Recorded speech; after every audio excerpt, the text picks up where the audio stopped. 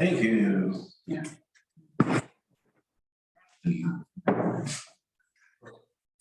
right, welcome everybody. Thank you for coming, members of the public. Good to see you out there. And for those of you that are zooming in today with us, welcome.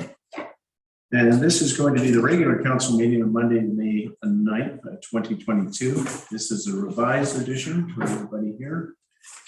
And at the opening of the council meeting, we acknowledge with gratitude that we live and work in the traditional unceded territory of the Squamish Nation. People have been stewards of these lands and waters surrounding Qualifications Island for millenniums. Approval of the agenda. Late items? No. Thanks. I think Rob. Yeah. Just I'd just like to add, I can do an update on the Lower Mainland Government Association conference that was held last week. Okay. And we'll leave my touch base on that too. Both of us were in attendance there. You want to put that on new business or what? Yeah, whatever. Yeah, let's make it 11.8. Or 11.6. Oh, no, there is no 11.6. It's just after, he's putting it after the move to closed. Yeah, but that's okay. Okay.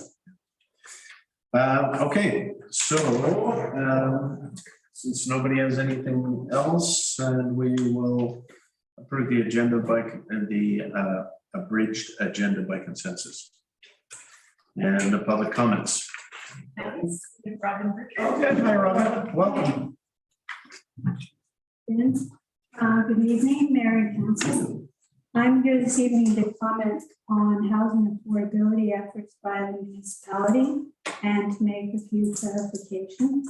The report on targets by the Municipal Housing Committee and the research that went into this report on tonight's agenda has some errors and omissions. It's also notable to see a report on housing targets at this stage in the political term and considering the current state of affairs with this next council's ability to fulfill these targets in the next few years. What's the purpose of this report? I'm uniquely qualified to make these public comments as I have not only firsthand knowledge, but all my years of work are interconnected with every aspect of the current housing efforts here on the island. I've worked on housing for decades, written an MA thesis on local housing. I know how to conduct research and data collection. I also have direct personal experience with the political campaign assurances of this council during the last election. As a renter on the island for over 30 years, I've personally witnessed what happens for those who have a rental as their only option for a home. I'm founder and past chair of the Bowen Community Housing Association. Housing diversity and affordability with security of tenure have been an ongoing and worsening problem for the island while I've lived here. The pandemic, recent real estate market, and short-term rentals have only exacerbated the problem.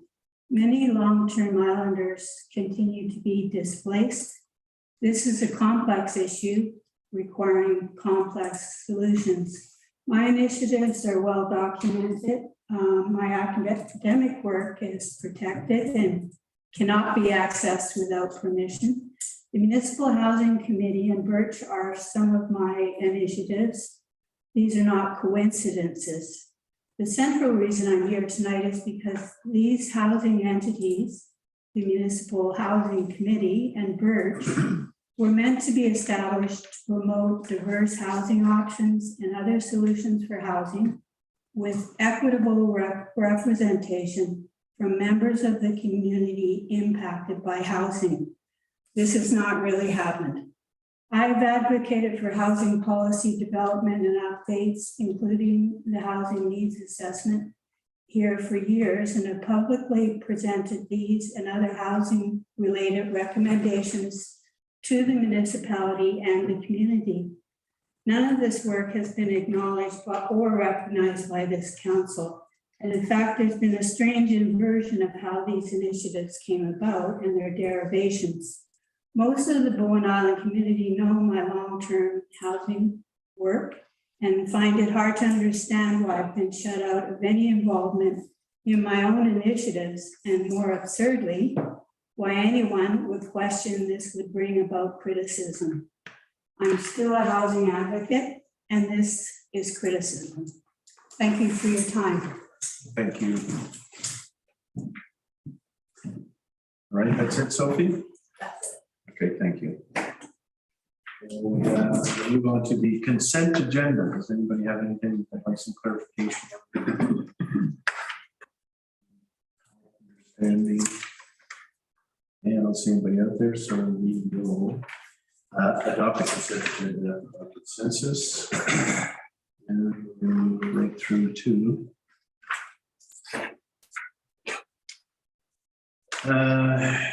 delegations, which we have none. Okay. Thank you. And I'll move through business arising from minutes and right into bylaws. We might be a little bit ahead of our time. Daniel's here too.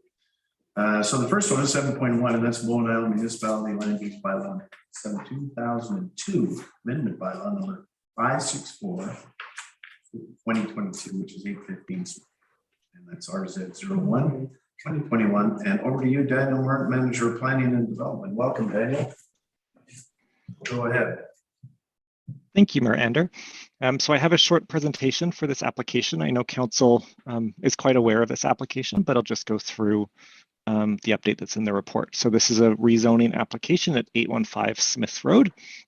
So it's on the north side of Bowen Island at the intersection of Smith Road and Fernie Road, just off of Woods Road. And so the application very briefly is to increase the floor area of an existing detached secondary suite to 132 square meters, up from currently permitted 115 square meters. And it's to reduce the setbacks from lot lines from 7.5 to 3 meters for an existing detached secondary suite. So this bylaw that's before you had received first reading from Council on February 14th. And the bylaw would place the property into a zone variation, RR3E, which would permit those two changes that I previously discussed. So increasing the floor area, reducing the setback. So all other regulations specific to the zone or to all zones would remain in effect. And so as an update from our last meeting on this application, the Islands Trust Executive Committee provided a response that that bylaw 564 is not contrary to or at variance with the Islands Trust policy statement.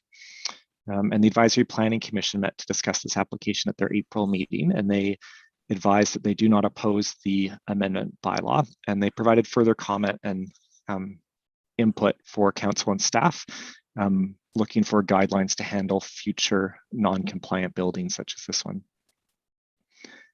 And then in terms of other elements of the application, so the adoption of the bylaw, staff are recommending is conditional on the applicant entering into a Section 219 covenant that is unchanged from when it came before you in February. But it would state that in the event that the existing detached secondary suite is destroyed, or any replacement detached secondary suite would have to comply with the current land use bylaw regulations. So that's the 115 square meters and the increased setback of 7.5 meters. Further, as part of this application, the applicant has offered an amenity contribution of $50,000 that staff recommend go towards the Affordable Housing Fund. So since I last came before council, the applicant has provided a check for that amount, and staff will deposit the funds and hold it until for the application to proceed. And should the rezoning not be adopted, staff will return the amount to the applicant. So based on all that, staff have presented the amendment bylaw for council's consideration and recommend it be read a second time and be referred to a public hearing. Thank you. All right, thank you, Daniel. Questions? Chanel. Yeah, thank you. I've just got a quick question regarding the Advisory Planning Commission. Regarding the Advisory Planning Commission's request for some kind of guidelines, I wanted to just run the idea past you and see what you think, Planner Martin, whether this would be helpful to staff in the planning department. The idea of a fee for after the fact applications. We recently adopted one, for example, on the neighboring islands, Gambier and Keats, which was a 20% surtax. And so I wonder if that kind of thing would be helpful in terms of being a preventative, if people knew that that was in the fees bylaw. And also, how do you see it working with the way we do things? Would that kind of thing be useful? I think it could be helpful to having some kind of document, and if other Islands Trust communities have considered that, that could be helpful. What I sort of presented to the APC was that we do have at this point, between me and the building inspector, we have a pretty clear path for like buildings that haven't received building permits, and we're pretty clear on how that works. Sometimes the details are different, but it's fairly established. We've worked through a few of them. And so the difference for this one being the need for a rezoning and need for council consideration as part of the application. So that is something we could look at, especially if you have examples to bring forward, and then we could sort of present a document to council just to inform council this is how we would address applications where they're seeking some sort of forgiveness for existing contraventions. Let's see, Sue Ellen, what's the 20% surtax on? On the other fees that they would have to pay for an official community plan amendment or a rezoning or a subdivision fee, all those kinds of fees, building permits, all of those. So it's the fee plus 20%. Yeah, I can, if hearing a little bit of interest, I'll bring something forward to a future council meeting that we can discuss. Yeah, it doesn't seem like a large amount of money. That's what that particular local trust committee chose, and islands are different. Yes, so, you are. I Absolutely. hear you. Yeah. Okay, good. I will Okay, do that. thank you. Okay, thank you. Any other comments on this? Michael? Given our familiarity with the file and it's going to a public hearing, I'd like if everyone would agree to read the recommendation. Okay, go ahead.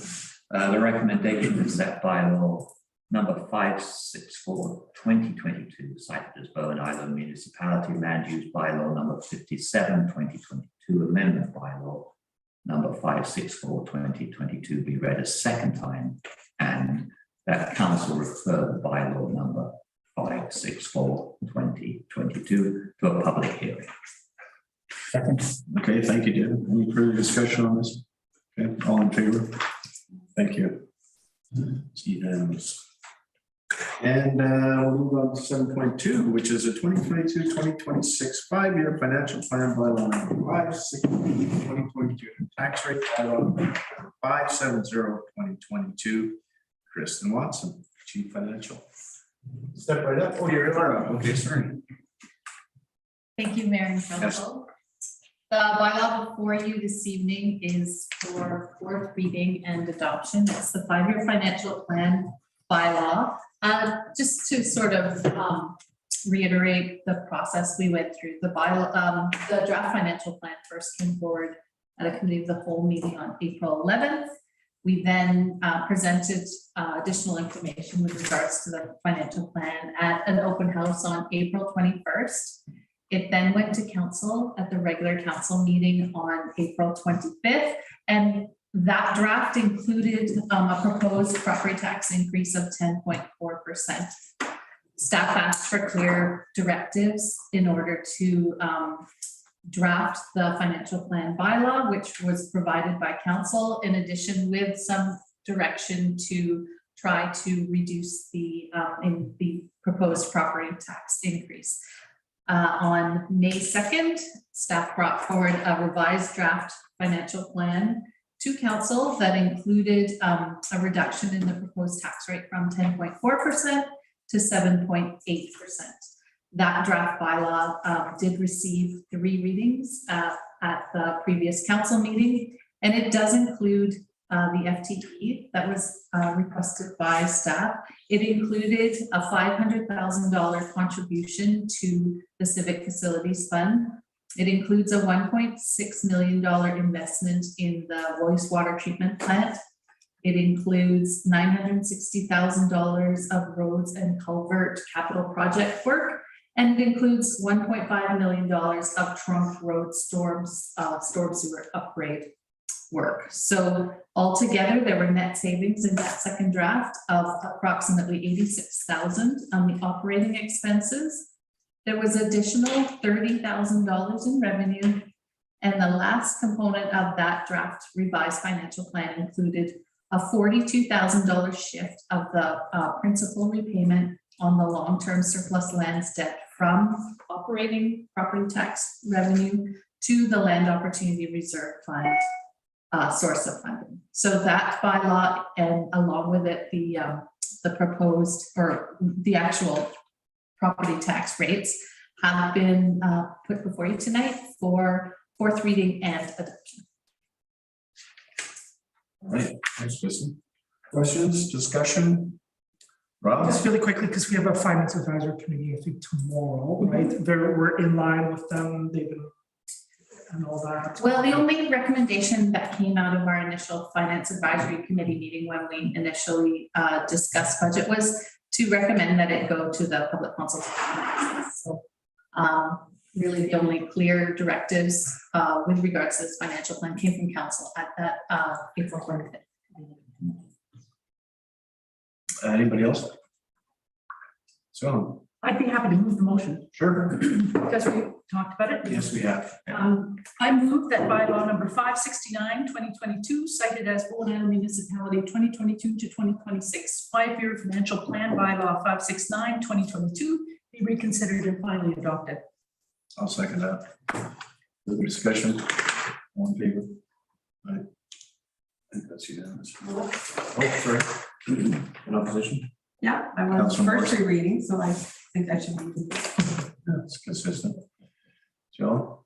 And I move that bylaw number 570, cited as Bowen Island Municipality tax rate bylaw number 570, 2022 be reconsidered and finally adopted. Okay, I'll second that. Any further discussion on that one? All in favor? Aye. Okay, no, that one is unanimous. Thank you. Can I ask a question? Sure. Do we know what the other taxing authorities have requisitioned from us, like how much the free tax is going to be? The police tax, the school tax, they just give us rates. So until we run a calculation, we won't know what the actual amounts collected are. We do know the requisition from GPRD is in the neighborhood of 195,000 this year. That was In the rates, yeah, that were adopted, and same Islands Trust, I believe, was 323,000 this year. Yeah. Somewhere around But there. we don't have the numbers for all the others because they just give us a tax rate. Exactly, so I won't know the actual collection amounts until I run that tax calculation.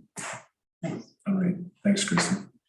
And so we'll move on to 7.3, which is parcel tax bylaws. Back to you, Kristen.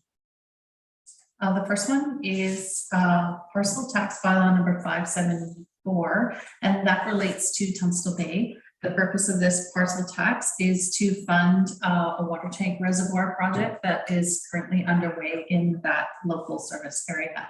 The total cost of the project is approximately $655,000 to be spent this year.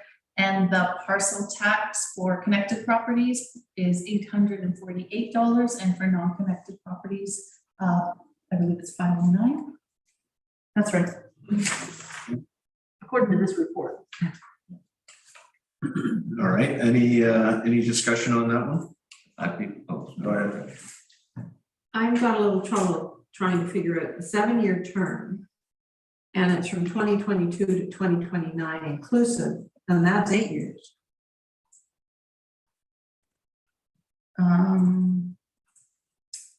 So if it's a 7-year term, wouldn't the last year that? It should be a 6, that 9 should be a 6, it's only a 5-year term.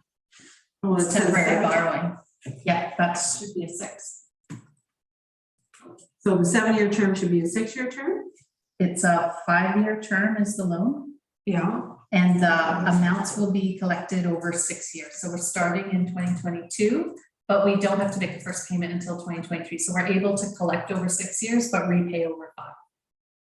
Okay, so the third whereas should say is repaid over a 6-year term. Correct, yeah, thank you. And then 2022 to 2027 inclusive. 26. 22, 23, 24, 27. 26, 27, Thanks. or 28, 5 years? 6 years. 6 years, Okay. 22 to 2027. 2029 should be 2027. Yeah.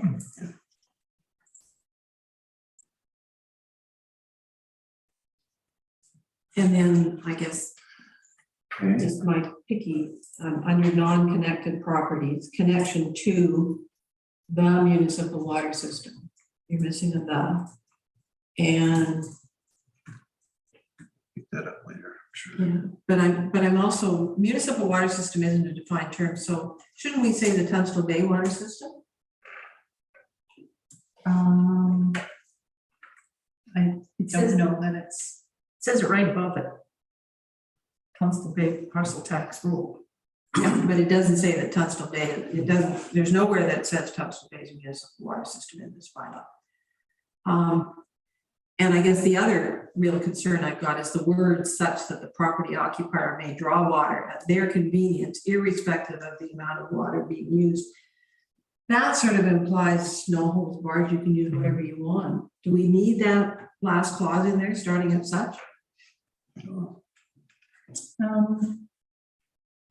I think this is probably language that has been copied from previous bylaws where the unfettered access to the use of the water was a concern. I think now where we're much more focused on water conservation, that those comments may, It should be updated. yeah. Very nice. They do have a very, of all of our meter grade bylaws, I think Tunstall Bay is our best model Yeah. that we have. And Yeah, I they looked at have those very rates. clear and very, it does get rather punitive rather quickly in Tunstall Bay for excess water use. So certainly the property owners in that local service area are very conscious and very conservative with their water use. Kind of a funny comment in this Yeah. day and age, isn't it?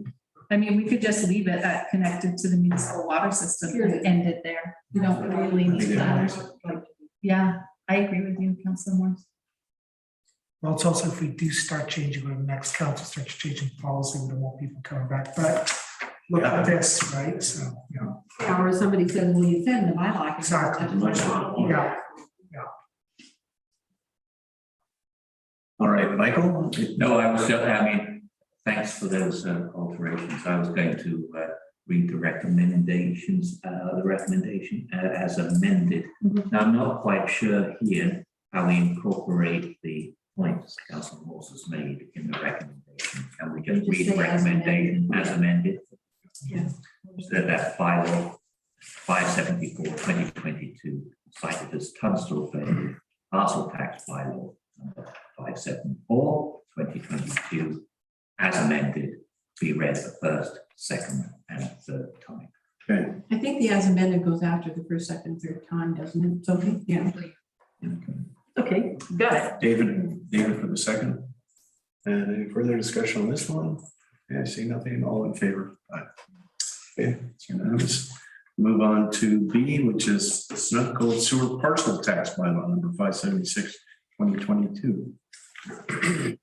So this bylaw has been developed in order to recoup a portion of the funds that are being invested into the wastewater treatment plant. So this parcel tax is being levied only on the property owners that reside within the Snook Cove sewer system. Initially, we believe that the amount was going to range about $664 per property. And through the parcel tax review process, we realized that we had missed certain properties and have since added them to the parcel tax roll. With more properties added to the parcel tax roll, that brings the overall amount paid per property down from 664, and it is going down to 593 for each of the properties within the Snook Cove sewer system. This bylaw is intended to recover 75% of the total of the allocation of $718,000 that's being assigned to the property owners within the Snook Cove sewer local service area. and it's intended to collect $539,007 over the period of 7 years.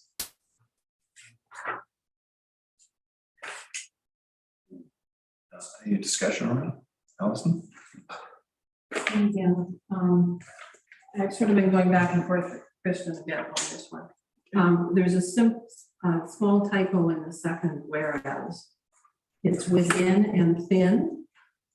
The within needs to be removed.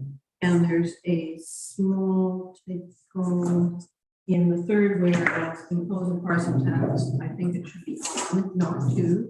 Impose a parcel tax on all connected properties. Now, my other issue is once the property, the supply issue or the what's the right term? The capacity issue has been addressed and stuff with the sewer. Are we then going to want to be able to down the road tax the unconnected properties? So if you or your properties within the sewer area, you're going to benefit in value of your property because you could sell a property that could connect to the sewer. Can we go back and amend the bylaw at that time to add on unconnected properties? Or should we be considering unconnected properties now? And therefore putting in a definition and just say impose a parcel tax on all properties within the Snug Cove sewer, and then have in the 3.2 a parcel tax of $5.93 for connected and B a parcel tax of $0 for non-connected. But that way, once we create the others, so and it's quite common with parcel taxes in a lot of the areas where they only do charge the parcel tax on connected. So Wouldn't they, if they joined onto the sewer, would not they? no, but once the capacity issues and they could join, it's Yeah. vacant. They Yeah. don't join until something's built. But there's value to having a vacant lot that could connect to a sewer. So they're getting a free ride and not contributing to anything if they're not paying the parcel tax. Yeah. Now, right now. I see that, unconnected. but if they're not using it, I have a hard time charging it. Well, that's for the consumption, not for the availability. Oh, okay. This is Okay, that's the a good parcel thing. tax for consumption. This is for a parcel Availability. tax for creating the availability. So we pay- Kristen? Yeah. I see your point, Councillor Morrison. I agree with it. However, from a process perspective, because we didn't notify the property owners, even though the tax would be $0, I think we would still have to go through that process and write them a letter and say your property is being included on the parcel tax roll and the parcel tax is $0. So I think that we could go through that process and do it next year and do the parcel tax roll, take it through the same process, but do a new bylaw for it and include an amount of $0 on unconnected properties. I agree with you. From a process perspective, I'm a little bit uncomfortable with adding something to a bylaw that hasn't gone through that due diligence piece. And it won't make a difference for this year because the properties affected aren't going to have that capacity, that ability to connect within this fiscal year. And just out of transparency for the general public, how many vacant properties are there that weren't included? I don't have that number. We don't have an easy way to find it out. We actually would have to print off a map of the Cove Bay water service area and the sewer and put that layer on top of it and manually do a calculation. So it isn't something that we have to go through the utility system in order to find the connected properties and use the Cove Bay billing that way. So it's not an easy process. It's one that needs to be done, but it's a very manual, labor-intensive process. It's sort of interesting because if they weren't on the sewer, they'd have a septic field, and there's not that many places that can have a septic field like there are some. No, they're basically just the vacant lots at this point. Oh, okay. Yeah. Well, I see. Okay, now I see what you're getting at. Yeah. So, Michael. Thank you, Mayor. I'm in favor of doing it next year. And the reason for that is partly because of the process really good point. You don't want to surprise people. Also, I think to keep everything clear, it's a complicated subject, and there's a certain amount of confusion out there already, and it's complicated. And I think it might be clearer if we talk about bringing more people onto the septic bed, onto the wastewater system when the current folks who are waiting have been accommodated. Absolutely. And I worry that this would Jeopardize that. well, it might make people really uncomfortable. Also, we don't have the numbers, and I think we should just do it step by step for clarity. We're not kind of ready to do it tonight, so I think it's a good idea, but for next year, because we have people waiting who are very concerned about it, and I think to make that move would be confusing and might not look fair. So I'm just suggesting we leave it for One next week. second, are you okay with that also? So if you're gonna, then the other, somebody else have their hand up before I'm gonna, yeah, Michael, you didn't have anything? Okay. so the, So just a quick, so we got it split up between the extra parcel taxes for people that are gonna be directly on the system. Cost is coming down because there's more properties than we originally thought. What was the rationale for the costs are coming down?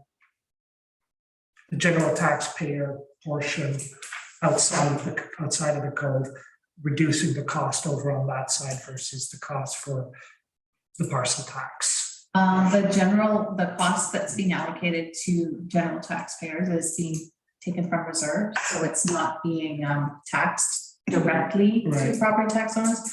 The rest of the general public is paying for it through a reduced availability of capital renewal and replacement funds and accumulated surplus. you haven't changed the amount. I have not changed It's not the overall sewer amount. people were gonna pay. No. Okay, so my other issue Okay. is the second whereas says attributed to connected property owners. So basically, I think what this bylaw is saying is those people that are connected now are the people that are gonna pay.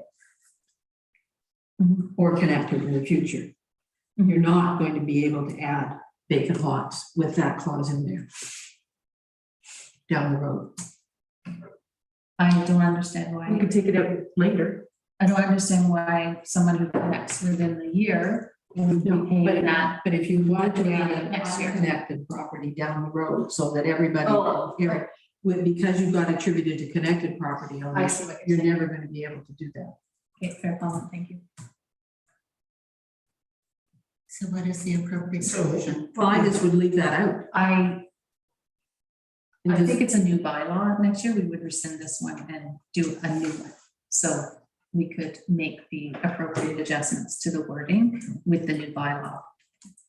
Okay. I don't think that we could all of a sudden just add a class of property owners who weren't included in this to begin with. But what's wrong with deleting the words attributed to connected property owners in the second whereas?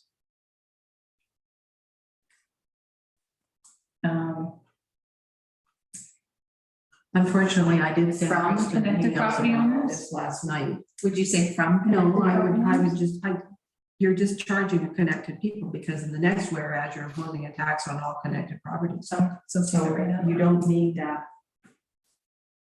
The word attributed to connected property Yeah. owners, you're Yeah, proposing those be struck. yeah, I'm just saying, whereas the Council of Bowen Island Municipality wishes to cover 75% of the cost of the phase one cold water treatment plant upgrades.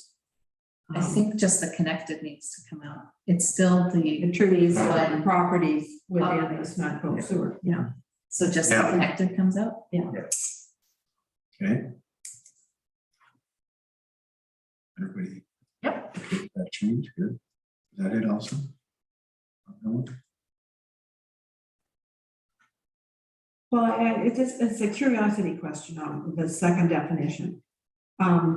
Connected property means any property within a Suncoast sewer system local area service that is connected to and receiving service from the system.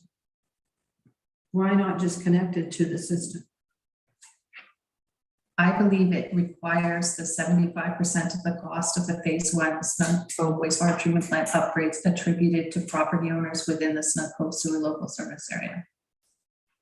So it's speaking to the 718,000 that was attributed to property owners within the Snug Cove sewer local service area. Okay, but I'm This just is in looking at the- definitions. I'm in the definition of connected property. You're either connected to it or you're not connected to it. What does receiving service from the system have to do? Oh, I'm with it? sorry. You want to just put connected to the system? Yeah, Okay. and I apologize for doing this. I did email all these changes or suggestions and questions. Okay. 7 emails to Kristen last night, and I've been off island all day, so. It is Yeah. tough though to then also get all of those dealt with in the day of, so. yeah. Well, And it's also difficult for, we also didn't get the later part. speaking for myself, Let's just plow through this. and get it done. So, Okay, so did we read that recommendation yet? No, not yet. The bylaw number 576/2022, saying it's Snug Cove sewer parcel tax bylaw number 576/2022. We read it first, second, and third time. All with that. as amended, Sorry, as amended, correct. Sorry, thank you for picking that up. And David has a second on that. And for the discussion, all in favor? Opposed? Councillor Morse. Opposition. not because I don't want to get the money back, but I just have a serious concern Okay. about being able to change it Don't have to. afterwards. Okay, so the next one is going to be the Cove Bay Water Parcel Tax Bylaw. General Fund Debt Repayment number 548/2020, bylaw number 578/2022. Kristen. This is a parcel tax bylaw that council adopted last year in order to recoup the costs of, is this the general? This is for the general fund. So this is the bylaw that was adopted in order to collect funds to repay the land opportunity reserve funds, so to repay the internal borrowing. There were some changes to the number of properties within the Cove Bay Water Service area this year. Most importantly, there was the addition of the building, the residential apartment building at 510 Trunk Road, which added a 27 unit residential unit building to the area, in which case the calculation for the allocation of the property taxes needed to be amended. So both this bylaw 578 and the second bylaw 579 have been amended in the calculation formula to add any parcels that were added to the area in Cove Bay as well. There was an expansion that went through this year, so there were properties added there too, so those were picked up as well. So the calculation formula has been amended, and the impact to the property tax for the Cove Bay local area for the land opportunity general fund repayment is to change that from 142 last year to 135 this year for residential properties, and for commercial from 471 to 482. The MFA debt repayment changes from 129.73 last year to 123.13 this year for residential, and from 410 last year to 441 this year for the commercial.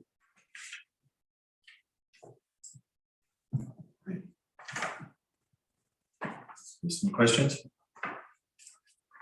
Allison. 2 typos, one in each bylaw.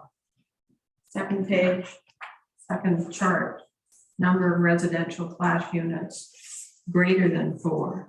It's 4 or greater in the bylaw. Greater than or equal to 4.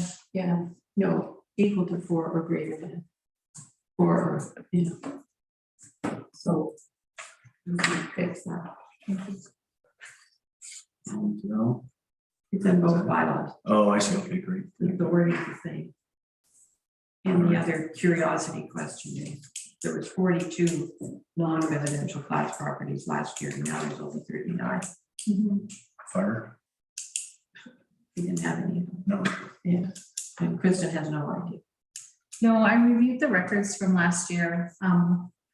And the community charter, it provides for additions and deletions to the parcel tax roll by the collector and at the collector's own initiative. So I suspect that after the parcel tax last year was administered, there was some feedback received from members of the community and some changes were made to the roll.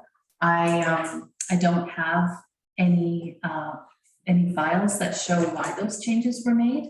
I can confirm that we went through the statutory required process of publishing the roll, making it available for public inspection, so that any of those affected people could come and inspect it and make sure that they had not been incorrectly included on the roll.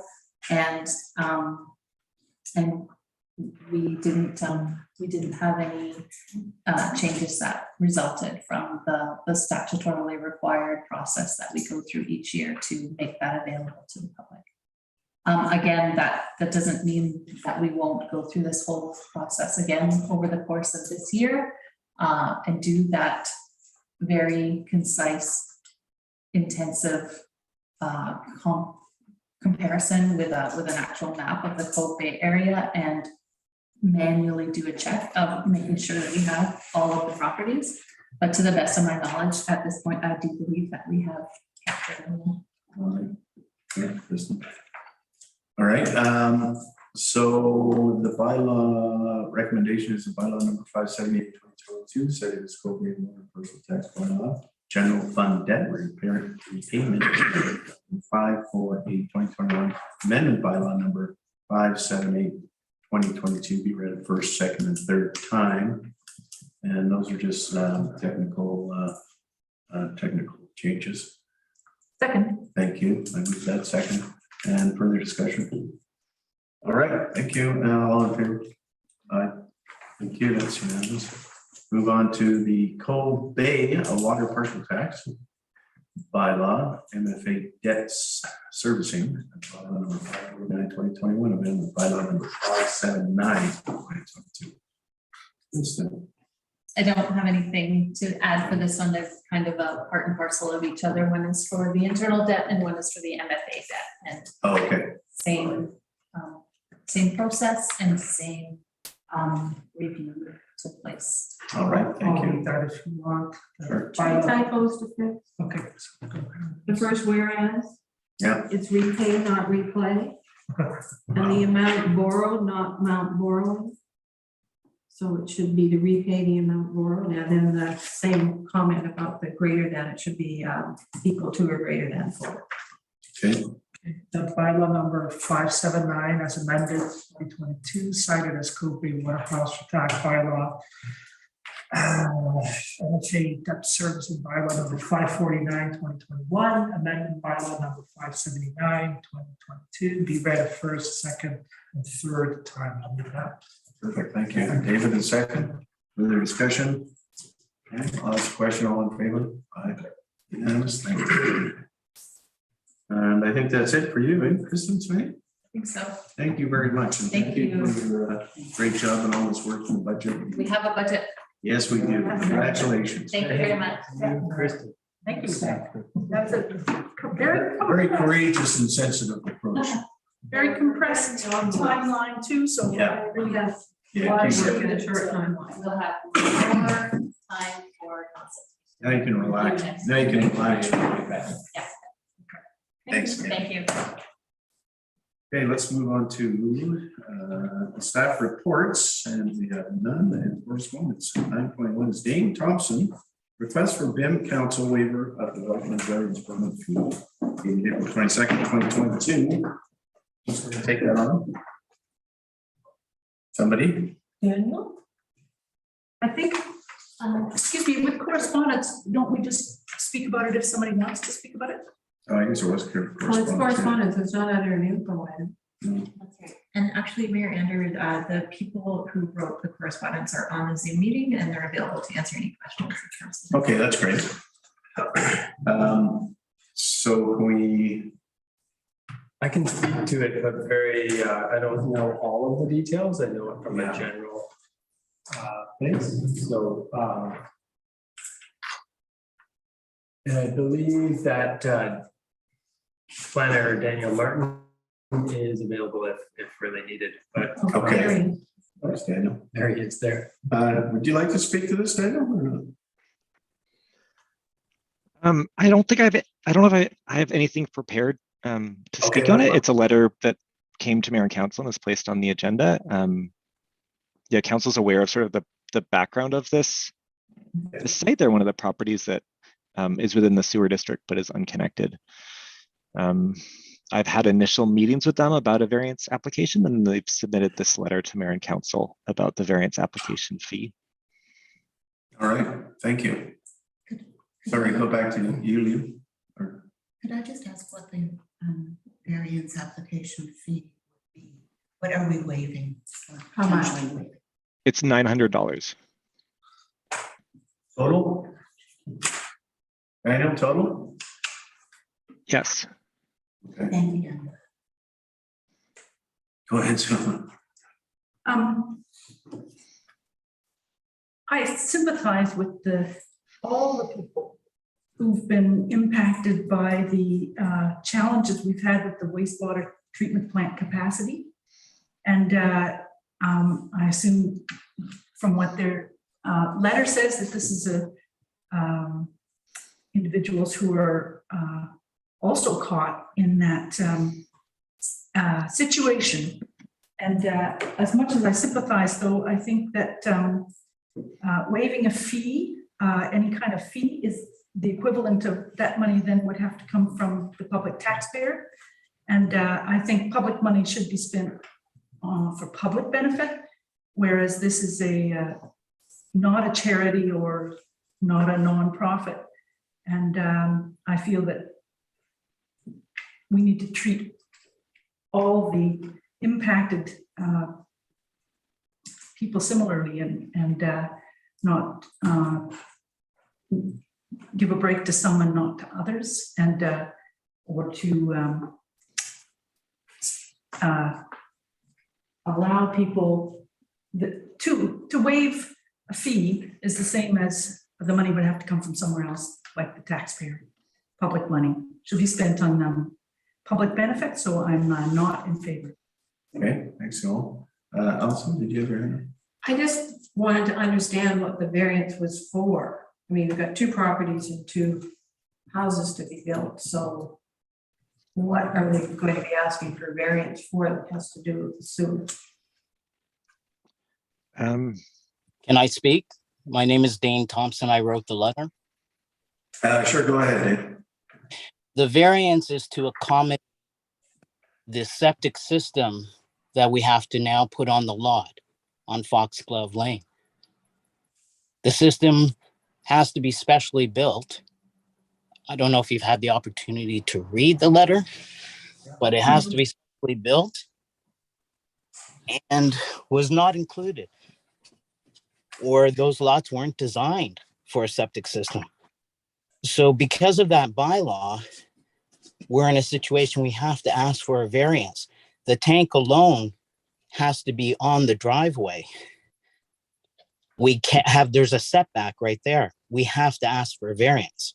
We would not be in this position if the bylaw did not take place. So it's a variance for a setback and lot coverage then, because something's going to be, else is going to be sitting on the lot besides the house? Yes, in order to go ahead and develop those lots, provide housing for Bowen Island, we actually have to put in a septic system. Unless you can tell us when we can connect to the system, we have to put in a septic system. And you're going to share the septic system? Our lots are so small, we don't have a choice. We actually also built a special retaining wall that is thick and concrete just to hold the bed. because of the difficulty in the terrain. So while I understand that this may be public money, we're in a position where we would not be before council asking for this if the sewer system was able to accommodate those lots on Foxglove Lane. And we're trying to work together along with the other owners there with the municipality on this issue. Can you help us out? Yeah, I understand that, Dane. And we'll do it. We can. This system that you're going to put in there it's going to be compatible with that neighborhood. Yes, actually, we've spoken to. I don't know if you've had an opportunity to read the letter I wrote. We've spoken to Scott Stevenson. Plus, Craig has gone through a whole design of what has to be put into place. But we have to combine our lots, which was not our original intent, scrap our plans from before and ignore those costs spent. And that's fine. I'm trying to work with the municipality and come up with something new so that we can go forward on this. And the only way is to combine our lots to be able to accommodate a septic system. Okay. So a lot of the field and everything and the tank, we have to even go to Snug Cove House Society and ask for special permission to deviate from the design plan because of that bylaw in January 10th. Yeah, understood. Maureen? Thank you. I'm inclined to support this request. But I would like to get a little bit more information. I'd like to know how many other lots might potentially be in the same circumstances. And if there are others that are having to resort to this particular approach, what the total cost might be for the municipality. And while I understand the rationale and generally support the rationale that Councillor Fast has put forward, I think that there are special circumstances here where the municipality and then in turn Snug Cove House sold properties where there was the expectation that they would be serviced by municipal sewer. So I don't think we can bring the same criteria to play in this situation. But again, I would like to understand just how many other lots might be in similar circumstances. I'd like to know whether we're dealing with one application for variance or two applications for a variance permit. Two applications are mentioned in the letter itself. So perhaps a brief report from staff, addressing some of those concerns could be helpful. Yeah, David, and then thank you, Gary. Well, Councillor Nicholson covered.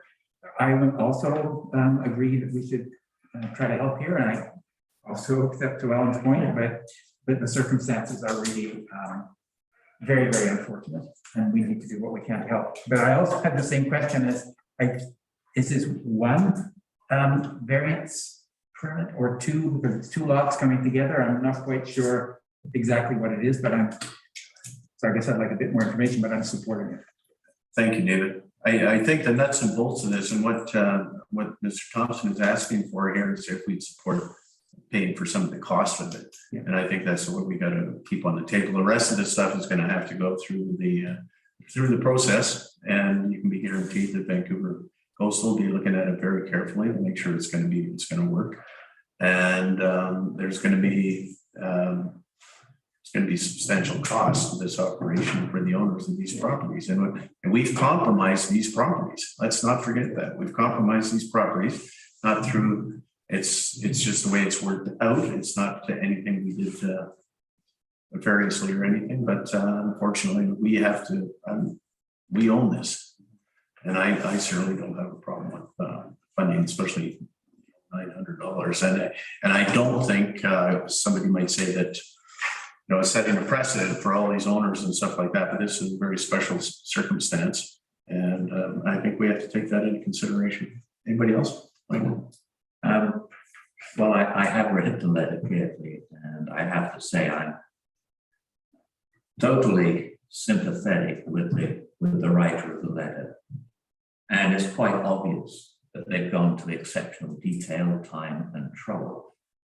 And it is one thing for us to mitigate this expense, but there's also other time and expenses that they will no longer be able to take advantage of that they've expended because of this change.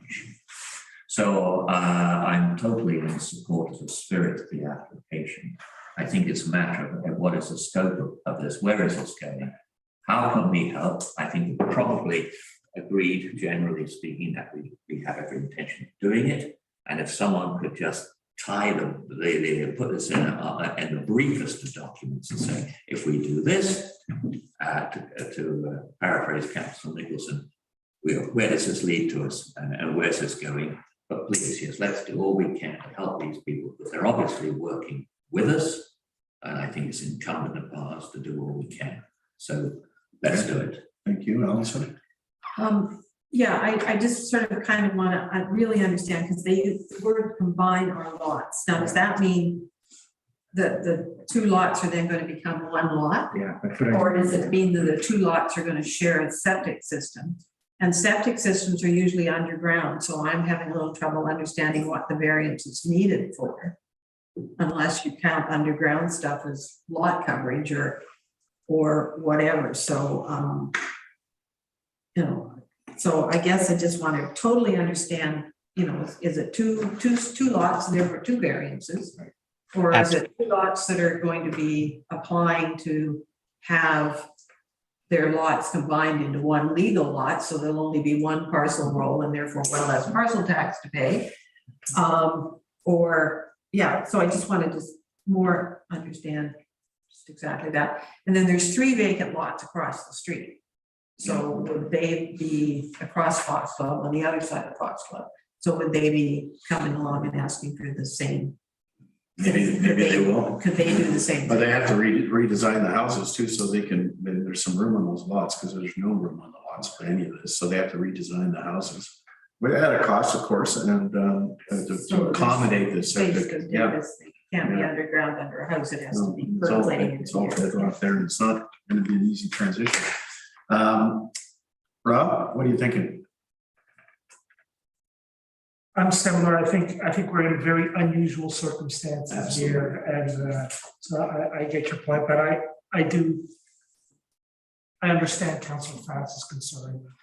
I just think this is a very unique situation, and for no nefarious reasons, we got into this, and we should probably do what we can to cushion the blow from this.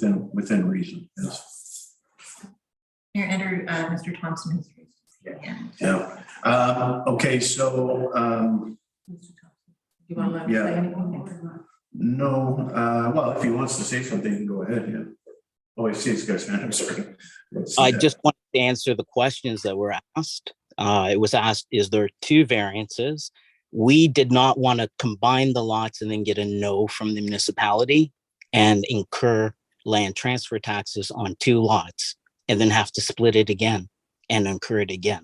I'm sure you can appreciate that. So we are going ahead with the variances. It would be for 2 applications, and that's why the letter says 2.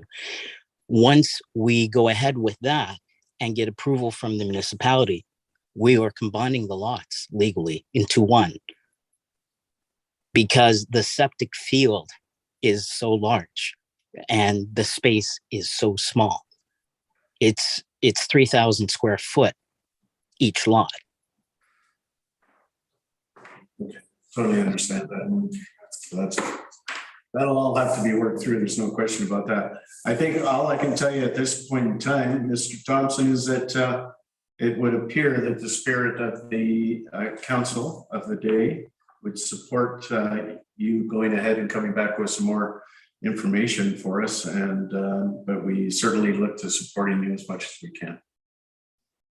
So do we need a motion to ask staff for a brief report? Well, that'll come in You time. would need that, but there is also the recommendation on the Is there? agenda. Oh, yes, sir. So the recommendation is council received a letter from Dave Thompson dated April 22nd, 2022, and council not waive the development variance permits for the, okay, so waive not waive the development variance permit fees for lot 9 and 10 of Fox Glove Lane. I will move that. Wait, which are you doing, waive or not waive? There's a split between them? Yeah, we're gonna waive. Okay, I just wanted to be clear. Thank you, Sonia. I'll second that. And are we waiving 2 DVP applications or 1? No, just one. Well, it's fine for 2. No, I mean, if they're combining the lots, so can we, then there should be one just. Sorry, Mayor Ander, Yeah, go ahead. if I could, our development procedure bylaw says if you're applying for 2 contiguous lots, you would pay 1 application fee. So even if they're uncombined, if it's for the same development over 2 lots, it would be one application, 1 fee. Okay, thank you for that clarification, Daniel. Okay, so that's your answer, Allison. That's also helpful for Mr. Thompson. Yes. You're applying for 1 development variance permit. Yeah. You probably knows that. or 2? Okay, any further discussion on this? Did I get a second on that? Yeah, I second that. Thank you, dude. Yeah. Okay, so any further discussion? Okay, I'll ask a question. All in favor? Aye. And opposed? Councilor Fast in opposition. Thank you, Mr. Thompson. Good luck.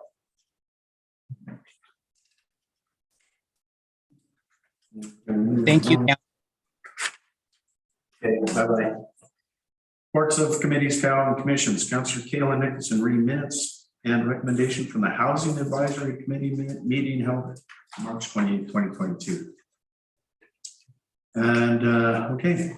So I'll take this to start. Okay, thank you, Maureen. Some comments. And Robin, if you want to. Good. Join us. Hi, Rob. So Robin Santos, Chair of the Housing Advisory Committee. Okay. So I just wanted to say a few words of introduction and to remind council of a couple of things that are housing related and underway. If you remember in our island plan for 2022, we identified 8 items under the housing priority. One was to identify housing type targets. So the number of homes versus the type of homes. We will continue with identifying and addressing barriers in the OCP and land use bylaw, to fund the Affordable Housing Reserve Fund by a variety of possible means, to support Birch, to explore housing options, to monitor opportunities that are coming up, primarily through other local government, to continue with the Global Housing Speaker Series. And this year, what we've done is we invited 5 developers, and they spoke with the housing committee for, in some cases, an hour or so, for some very fruitful and frank discussions. And those are all consolidated in the housing area of our website. And then the 8th point under the housing priority was to review the minimum lot size for detached secondary suites. And as you know, that's underway. Daniel is working on that, and council will be considering it later in the season.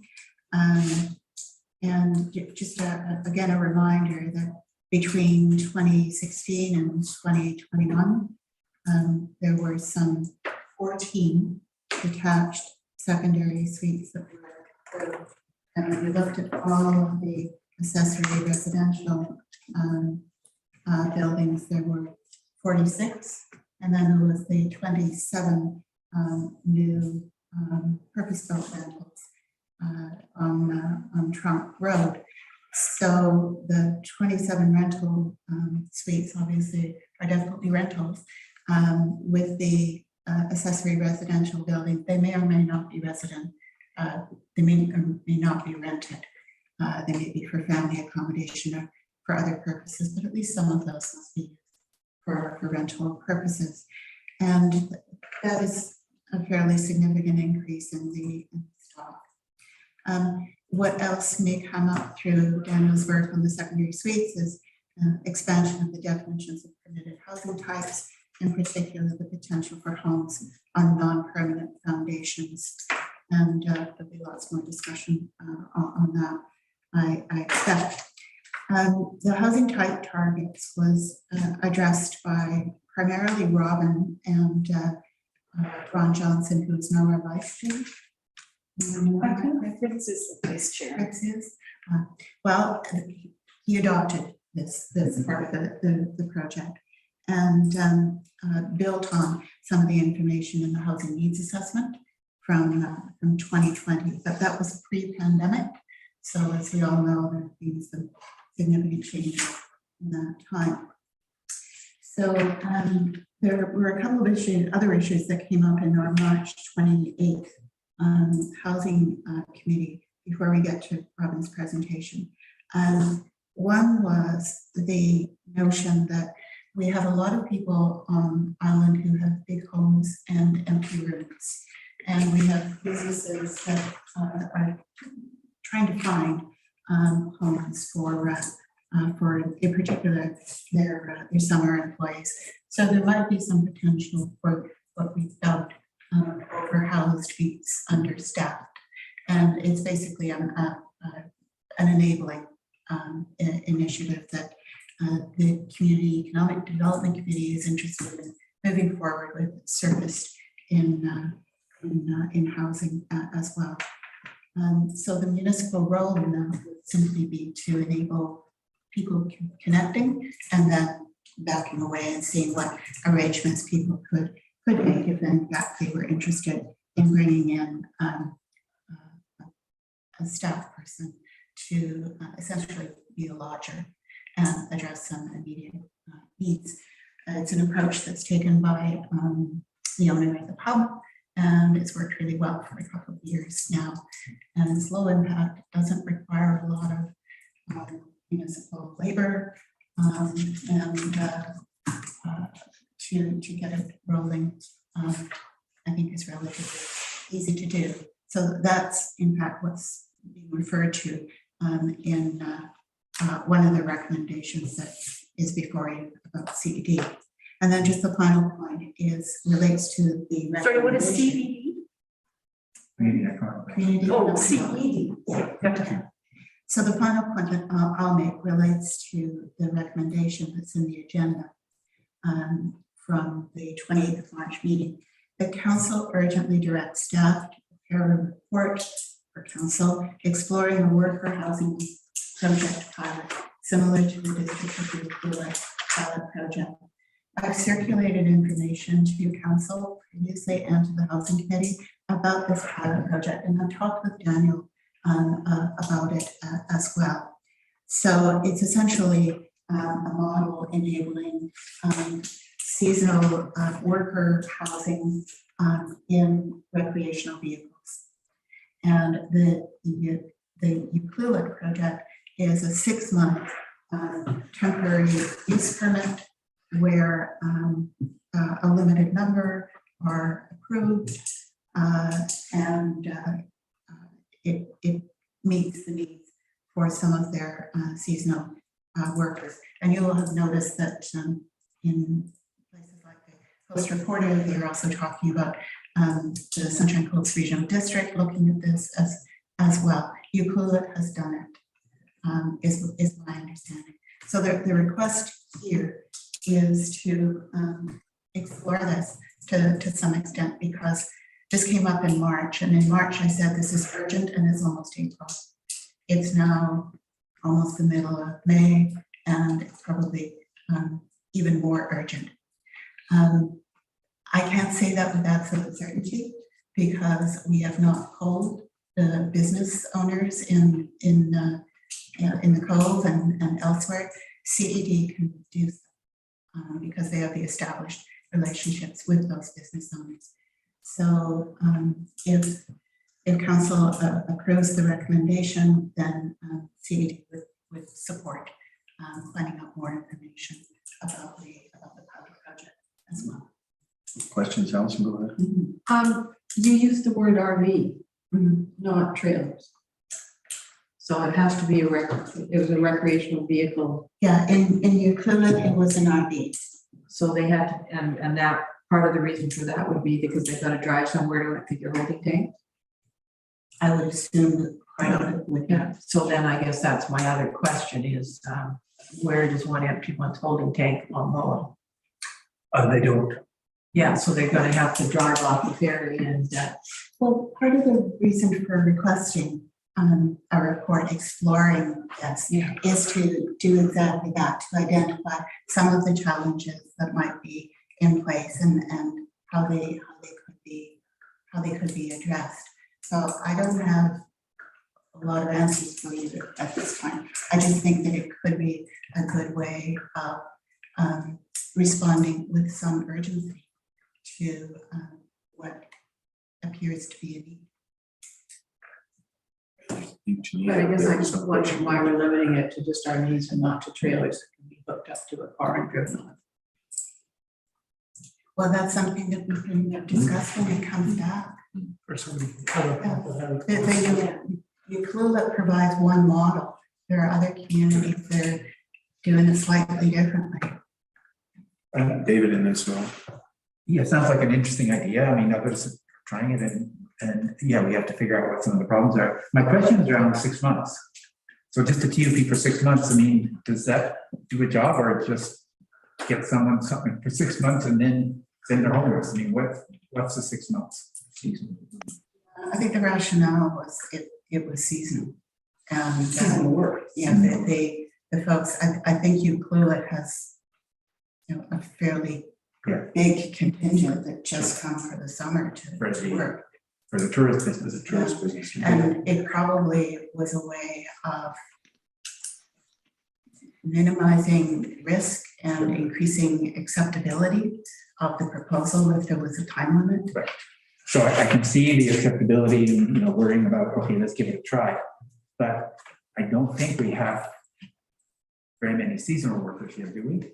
It's construction workers that we'd be mostly talking about. Yeah. And I'm not sure that many construction projects get done in 6 months. I think the marinas and the restaurants have extra staff. True. In the summer, there's no question. We also live So on. maybe I'm wrong. I'm just It's like the kids. Yeah. The discussion with Daniel, he also brought up construction workers and the fact that it might be a year or 2 years, especially if some of them are going to be working on multifamily residential. Yeah. Okay. Thank you, Mr. Millen, and then. Thank you. I'm sorry to be the wet blanket here, but I'll start with the Islands Trust had passed back in beginning of December. Sorry, I'll take this off. Had passed a housing equity and workforce shortage crisis declaration. They affirmed a housing equity and workforce crisis exists in many of the islands within the trust area and referred recommendations to the Regional Planning Committee for further consideration. So there is work coming out of the Regional Planning Committee, but they didn't look exactly at this. Although we'll see what comes out of that. I'm really sympathetic. We've got a housing crisis. And however, we also have an official community plan that is very specific about campgrounds for recreational vehicles and trailer parks shall not be permitted within the municipality. Now, I gather this is not a permanent campground, but I wonder about encampments. And I mention this because Bowen's already had some experience with encampments, and so have some of the other islands have people living in different parts of their islands, but not in what we would call a dwelling. And so I don't know. My suggestion though is to look at the results of the Euclid pilot project. Euclid. Yuki. And because it is a pilot, and so let's learn from what they do. I think they've got a lot of accommodation and that kind of seasonal work as well that we don't necessarily have, because we've got home-based businesses, STVRs, and our short-term vacation rentals, whatever we call them, home-based accommodation. And I just I just see it on some of the other islands and I'm concerned about our island's approach to campgrounds has been bike in and walk in is we've got a policy about that being permitted in the official community plan, but not for seasonal dwellings or that kind of campground.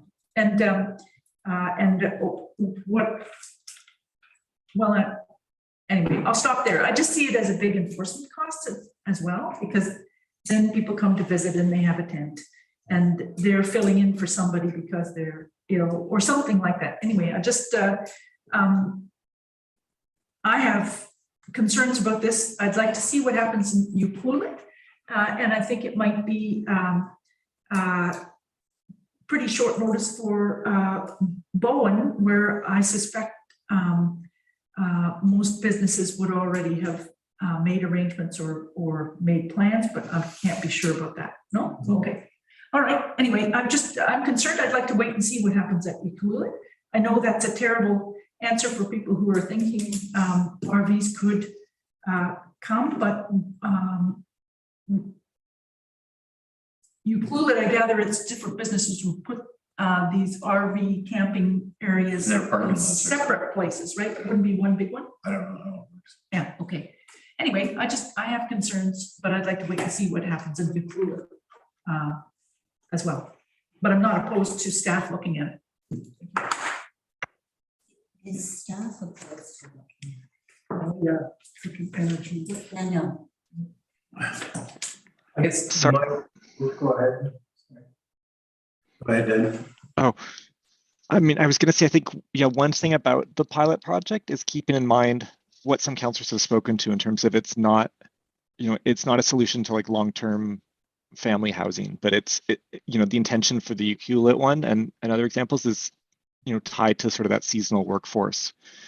And then I think in terms of our OCP and our land use bylaw, our land use bylaw currently allows essentially residing in recreational vehicles or trailers on a property in two specific ways. So one is if somebody has a building permit for a dwelling, we permit living in an RV or a trailer on the site for a year with an approved septic system.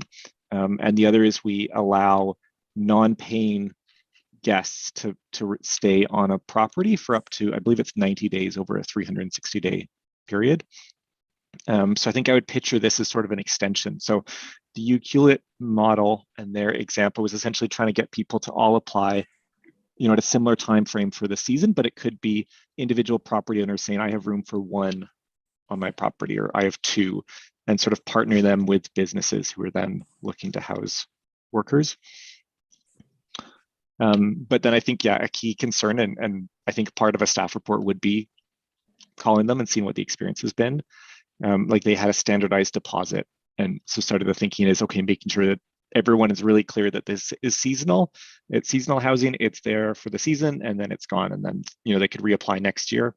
And then, then council would consider probably the input from neighbors on how the experience was over that year, and that it's really clear that it's not a continuing thing, but it's for the season.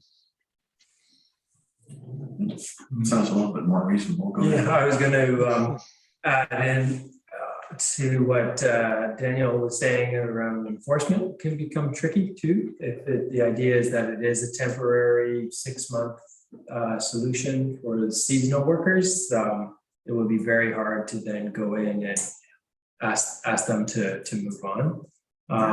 There is no septic receiving facility on the island, but there may be ways to do pump outs from trailers and RVs from a pump truck. So that is possible.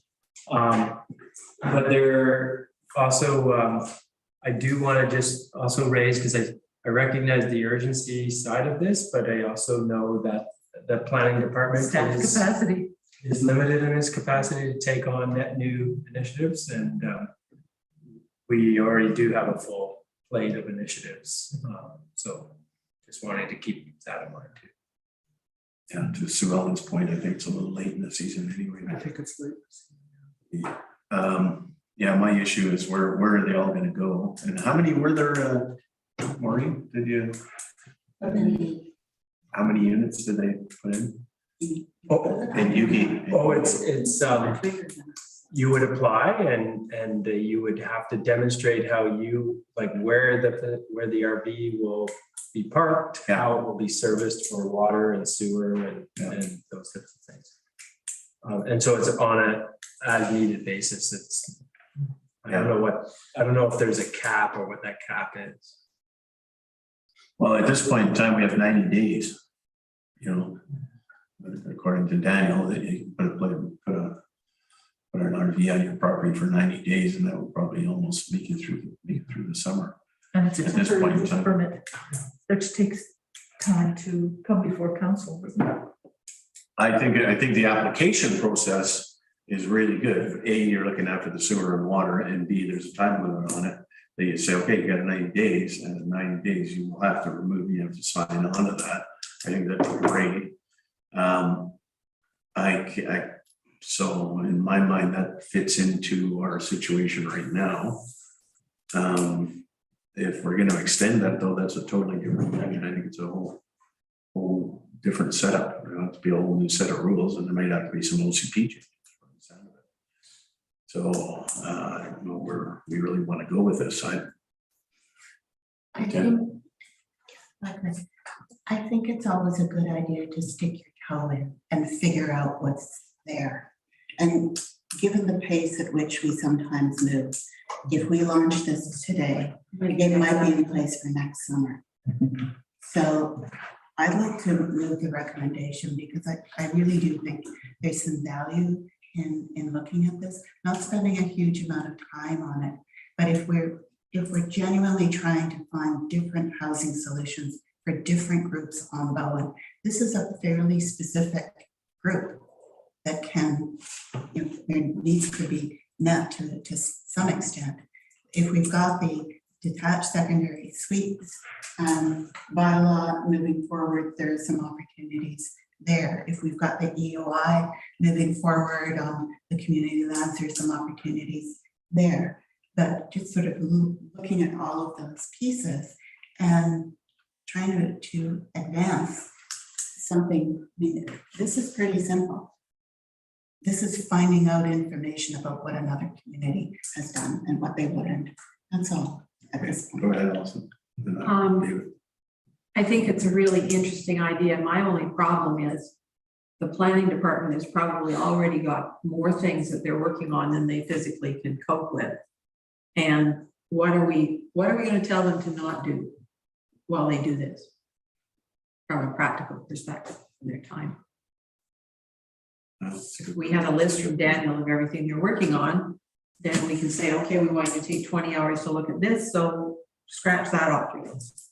You know, there's no question that we have to look at different types of accommodation on the island, all different types, right from trailers to side by sides to whatever. We have to change the way we live on Bowen. The party's over as far as that's concerned. If you want any diversity on this island, you know, for income diversity, you're going to have a lower standard of housing on the island. Not a lower standard, but a lower cost of housing, and that's one way to do it. But it's just a temporary fill-in. David first, and then Sue. Yeah, I guess so. I'm agreeing with the intent of this. I'm also, with Allison's point, I'm worried about staff time, but trying to think about how to keep it simple. But I'm also trying to think, well, what problem are we trying to solve? Because the Euclid, the 6-month one is really a seasonal thing. To me, it seems that the home construction is another opportunity. But Daniel, it wasn't just 90 days. I thought Daniel said you could have some structure, if you can do septic and water, you can have a trailer or something there. 1 year if you're building a house, If you're building, if you have a building permit. Yeah. okay, all right, and we've already. So got that's that. already. in That's place. already in place. Okay, so let's go back to the seasonal for a second. What I liked about the Euclid one is what Liam said, is when you go through it, is the applicant has to solve the problems. Yes. So it's not, the municipality actually doesn't have to do a heck of a lot. The applicant has to say, here's water, here's sewer, and we'll have a seasonal worker for 6 months. Yeah. And that seems pretty simple. And, like, I'm kind of agreeing with Maureen about the toe in the water, like, can we do something that's kind of simple? And I mean, a few RVs, and I mean, they're not going to be in an RV park, they're going to be in people's driveways, basically. Right. They're, you know, okay, I've got enough room in my yard or whatever to have something sit there for 4 or 5 months or whatever. And then by the time I get the staff to actually change it, the summer would be over. Sue Ellen first and then. I think my question is around this word urgently. What does that mean for staff? Because I also heard so that staff can look at the results of the Euclid pilot project. Well, they're only doing a pre-application review in April. It hasn't happened yet. I think that's from last year. I think it says 20. Oh, 2021. Oh, you're right. Okay, sorry. So what does urgently mean, I guess, is might be more helpful to staff in terms of, well, maybe that's clear. I don't know. Yeah. So I Okay, I withdraw my I'm question. sorry, Allison. Okay, so from figuring out how to make this work, could anybody, is there anything in the OCP that would prevent somebody from applying for a temporary use permit to have an RV or a trailer in their driveway for 6 90 months or a 90 year days, or? yes, only you only have it on for 90 days. Well, that's allowed now under the land use bylaw. I'm That's talking what I'm about, saying. you don't need a temporary use permit to do that. No. So is there anything to prevent somebody from applying for a temporary use permit to have an RV or a trailer on their property for 6 months or a year? I haven't done a full review, but I don't believe so. Okay, so why don't we send out a notice to say council would be willing to entertain temporary use applications for an RV or whatever, and see if anybody, takes the bait. I support that idea.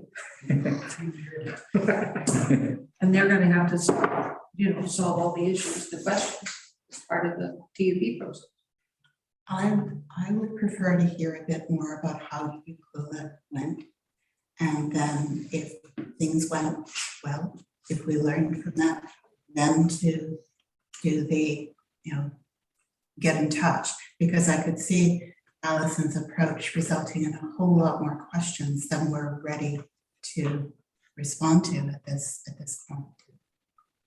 So I agree with Councillor Nicholson. I would like the confirmed information when they've had a chance to do a proper review and some analysis from staff around the possibility of the Euclid project working for both. So that being said, I'm going to support the motion. So I don't think it was moved to begin with. So can I ask one more question? Do we know if Yuki's doing it again this year? If they've done it for 2021, have they not had a report on how it worked? I would expect so. So can we ask the housing committee to do a little more research into the district of Euclid pilot project and find out? I think it needs to go to staff at this point. I've made some inquiries and have not received much in the way of a response. So I think it's a planner to planner conversation that is needed at this point. And I would still want the analysis of staff. So I'd like to move the motion. And if it makes people more comfortable, I'll take the urgently out. So that council directs staff to prepare a report exploring a worker housing project, a pilot project, similar to the District of Euclid pilot project. So I move that. Second. I'm sorry, I got second. Can't we just ask staff to make contact with the district of Euclid to explore what happened with their pilot project? As a first step. That would be the first step, and then bring it back to council. We've got a motion and it's being seconded and it has more force if there's a resolution. And it's important to me that we get some housing related resolutions on the books. This is one of the few. And I'd like to have I'll just speak to my seconding, is just that I think it's important that we have, that staff have an opportunity to prepare a report and actually look carefully at the OCP and the land use bylaws. They're not trying to answer questions on the fly in a meeting that they might not be prepared for. And that they have a chance to do a little bit of analysis of what happened in Euclid and present to council that analysis with any recommendations that they may make. I mean, I don't, I want to hear from staff. I think the recommendation is a little too specific, that's all. I saw Liam's hand for it. Okay. Oh, no. No. Well, how about adding a clause at the end that says, and as a first step, staff contact Euclid and obtain information on their 2021 pilot project and report back to council before doing further work. Oh, I'd be happy with that.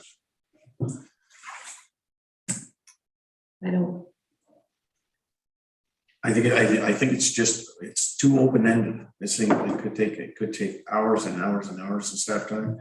I think we got to start and find out what happened over in Yuki, and then it's only 2 weeks. It's not going to be the end of the world. I understand what you're saying, Maureen, about the housing situation, and it's not good, but it's also a very incredibly complex thing to fix. And we have 90 days. 90 days. Anybody that has a thing here can bring RVs onto their property for 90 days now, if they need them. And then maybe we can have something in the future where we can extend that under certain circumstances. But they also have to be inspected. That's the other thing. That's a huge amount of staff time, because Kent just came and stick an RV on your driveway. That's really not acceptable, and it might not be acceptable in the neighborhood. So it's not as easy as it looks. That's all I'm saying. I understand what you're saying, Maureen, about let's put the toe in the water and see where it ends.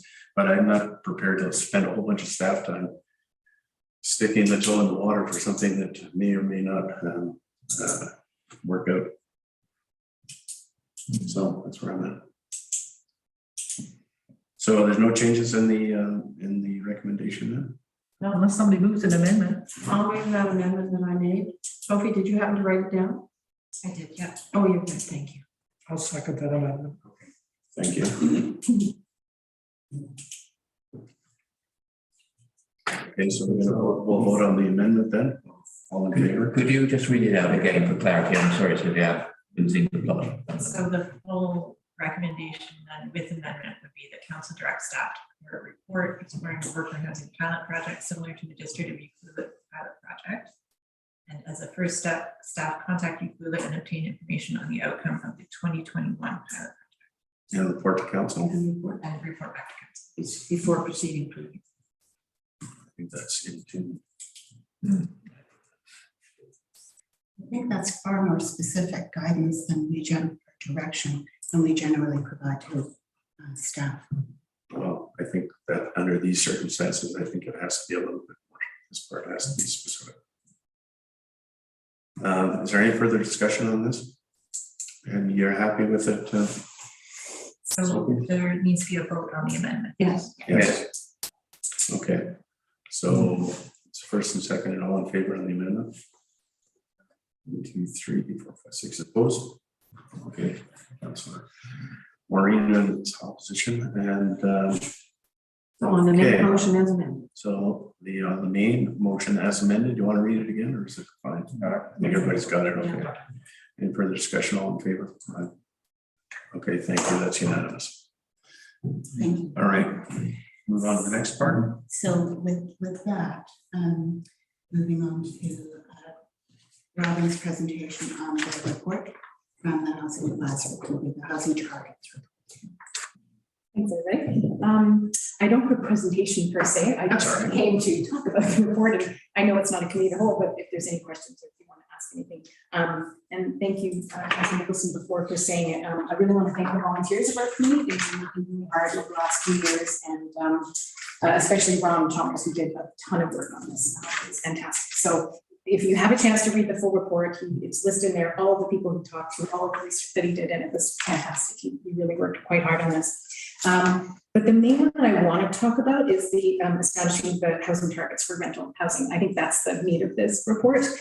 There's a bunch, and it's nice to have them listed in the agenda here, all 8 of them. I think the first 2 are really the most important. I think the second one you've just addressed with the sort of seasonal worker housing needs, I think that's being addressed.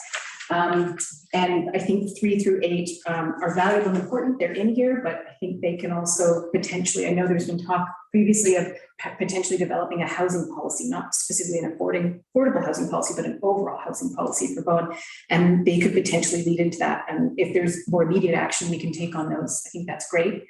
And if they're adopted simply as recommendations, and then that might help with developers that are coming forward with rezoning opportunities, if they know that council's in favor of these various different types of housing. I'm talking sort of 3 to whichever it is. 3 to 5 anyways.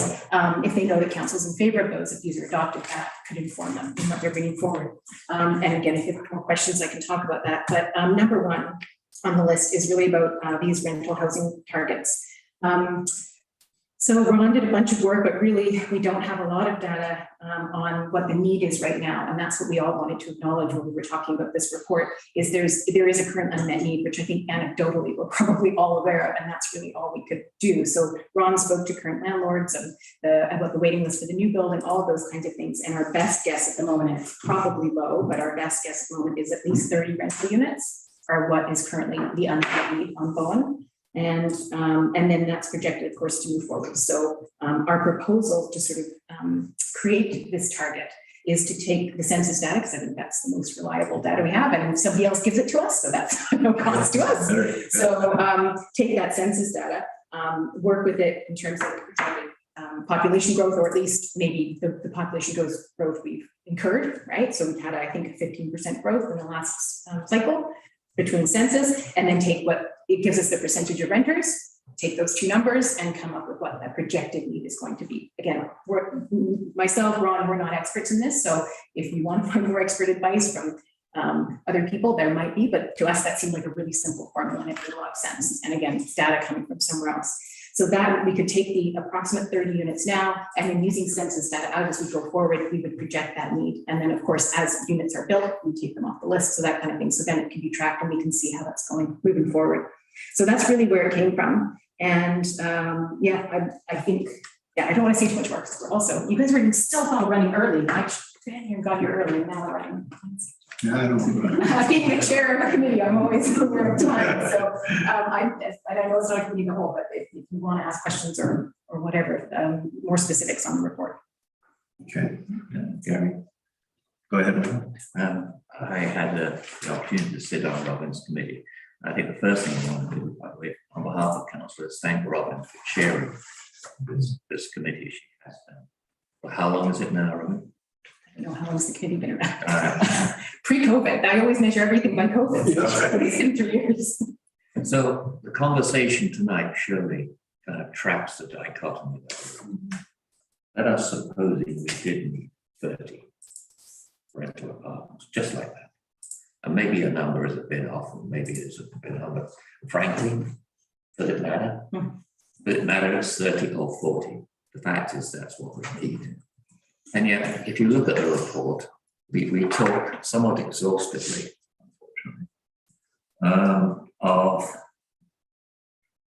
well, we're going to support, enable, incentivize, conduct further, conduct, identify. It's not going to build us 35 or put roofs over or provide homes for 35 groups of people who are urgently looking for accommodation. Sleeping rough in the woods is not part of the OCP either. And yet the trouble is, if we don't come up with something, a meaningful solution, a solution unofficial gets found. That's probably quite undesirable because it needs must in the final analysis. It's not a problem solely for Bowen, it's throughout the Gulf Islands and probably throughout the lower mainland, and you can go on and on and on. We're all there. This is non-stop. The interesting report, and I think I'm going to ask Council to read what the report gives. It introduces perhaps some new language. We learned a lot talking about these developments, about making use of the available space. And items such as non-permanent foundations, I haven't heard before. But it's something that we're going to have to talk about. What would happen if we simply had to do this quickly?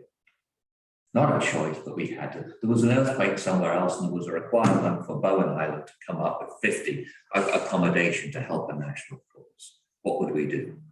Bring in trailers. We'd bring in trailers. We would find, excuse me, I have to put my glasses on, non-permanent foundation. Make sure that the trailers were totally acceptable, commodious, and suitable for purpose, and that they were put somewhere where they were acceptable to people within that community, and they were properly provided with proper, decent water supply and septic, and obviously power. Well, I'm sure you share the same feelings as I do as you look upon these recommendations. There's just too many words which suggest another meeting. And anybody listening to us with an urgent problem which starts in August would just raise their hand in despair and just say, well, it isn't going to help me. So may I ask, please, and I thank Robin again for all the work that you've done. May I ask, please, that people digest this report? And I think we've got to start, Euclid, let's find out by all means. If they've got something that's going, hey, whatever it takes. But let us please start using some language and look at some solutions we haven't done hitherto. Because what we're not doing, same as everybody else, is answering the immediate problem. I don't think that's our fault. We cannot conjure things out of air. We don't have sources of money to suddenly produce accommodation. Neither do we have staff who are part of the municipal team to take them off what they're doing now and divert them to work on these situations. But please, can we digest this report? Start to look at some solutions we haven't done hitherto, and if it starts with the Euclid and anybody else who can think of something else which answers the problem quickly without exhausting supplies of our own energy municipally, and also will satisfy our own local communities. It's no good doing things which suddenly upset every neighborhood and create a second set of problems because we're not meeting other people's expectations. However, it is a problem that will wait. And that is why when I look at the recommendations, I just go, okay, let's pass it, because what you're doing is you're consigning it to to some form of ether out there, where you know it's going to be ultimately ignored in the short term. So if we're going to do something about it, I hope we can put some time markers on a simple discussion around this table on this excellent Euclid operation. Maybe there's one other thing we can do, be it non-permanent foundations. Maybe we could satisfy. We're looking for 35, Robin, did you say? A best guess? At the moment, 30. At the moment, 30. Oh, wait, is that really so difficult? Really? 30 units? Yeah, is that really so difficult on an emergency basis? That's the question I ask. Of course, it's not easy, otherwise we'd already done it. But I really hope now we can move forward on going in some directions we haven't gone hitherto, because those will never answer the problems. But thank you, Robin. Thank you very much. David. So also thank you, Robin, and some similar words, I guess. I guess a first point, don't worry about getting the exact numbers. I mean, okay, we need 30 units, like who cares if it's 25 or 35 or Never have enough. we know we're not going to. Why would we have the number? Yeah.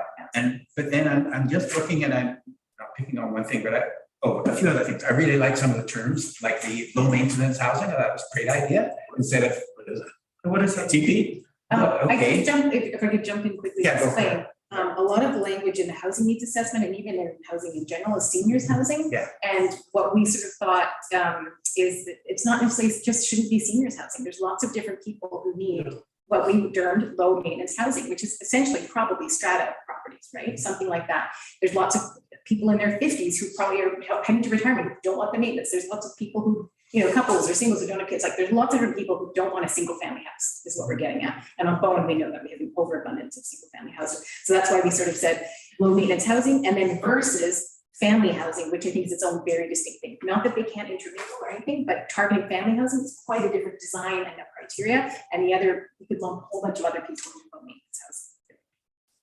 So, and then I like the little summaries you have at the end of these. So I'm looking at the summary for rental housing. And okay, we need 30 or whatever. The priority high, absolutely. Difficulty low, that's the troubling part to me. And then the impact, like it should be high, high, high. And the trouble is there's nothing easy here. And so, okay, yeah, we need a whole bunch more rental housing. Well, what are the policies? Like what change? We're not going to get them unless we make some sort of changes. Well, what changes do we need? We don't just need a target. We need something needs to change. But if you have a target, then it drives the policy change. And I think that's why we end up putting difficulty as low, is because adopting a target is a low bar for like a low, easy thing to do to adopt a target. So okay, I'm happy we adopt targets. Good, thanks. I'm just worried that we have a target and then we'll say, well, sorry, we missed that again. Just like climate change targets. We've missed them for 30 years, but anyway. They'll be rolling, right? They'll just be. Okay, Maureen wants to say that too. Secondary suite revisions get to your point immediately. How do you increase the potential risk? Yeah. Look at the secondary suite bylaw and you think about, you weigh it very carefully because it's a tricky one, restrictions on short-term rentals and whether that is something that is a direction you want to go in, or if it just creates another set of products for another group of residents. Okay, well, thank you. I mean, I certainly support the work. I'm glad you've done it. I certainly support targets. And I'm glad that you're poking us with ideas about, like for instance, on what Maureen was just saying about, the size of the lot. It doesn't need to be just large lots to have secondary suites or secondary buildings. Okay, so next person. Understand what you're saying, Joe. I'd like to propose to add something to your list, depending on whether you've seen or whether you've thought about this before, but I happen to chair the Denman Local Trust Committee, and Denman Island has a 20-unit affordable rental project underway, and we just gave it second reading a little bit over a week ago, and I just sent you an email about this this afternoon. I wonder if the thing about that one, the Denman project, is it uses a combination of density transfer and a density bank that they keep, whereas any unattributed density, because they've got a cap in their official community plan, is allocated only to affordable housing. And so landholders who want to transfer density among some parcels that they may own, anyway, it's described in here. That was something that was in the first draft of the first reading draft of the current official community plan, but it's not in there. That the density bank was removed through the process of council approving the official community plan. And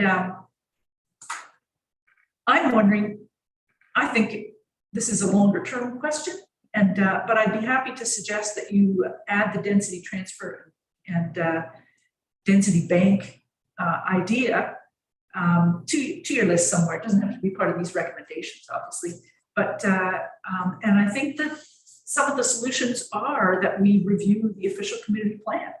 Because right now, it is mostly single-family Yeah. housing. That's And do we need any more No. single-family housing? Although is a question that has come through some of these different processes. And I think that's a question we should ask the community and see whether we want to set some longer-term goals around these targets, especially as things get more tighter and tighter as the housing crisis continues. So I'm in support. Thank you. I'll shut up now. It's the affordability question that is so huge now. I mean, rental housing is so expensive. And a lot of people argue, yeah, you get rental housing, I could get rental housing, but I can't afford it on bulk. You know, it's just like Vancouver, people can't afford to pay $2,200 for one bedroom accommodation on Long Island. And that has a little bit to, and the reason is because they can. The other reason is because it's so expensive to build. We cannot build our way to get all our rental housing because it just doesn't, it's so hard to make it affordable now. And I'm not talking affordable at the lower levels, I'm talking about affordability period for people renting. And that's what I hear from people all the time.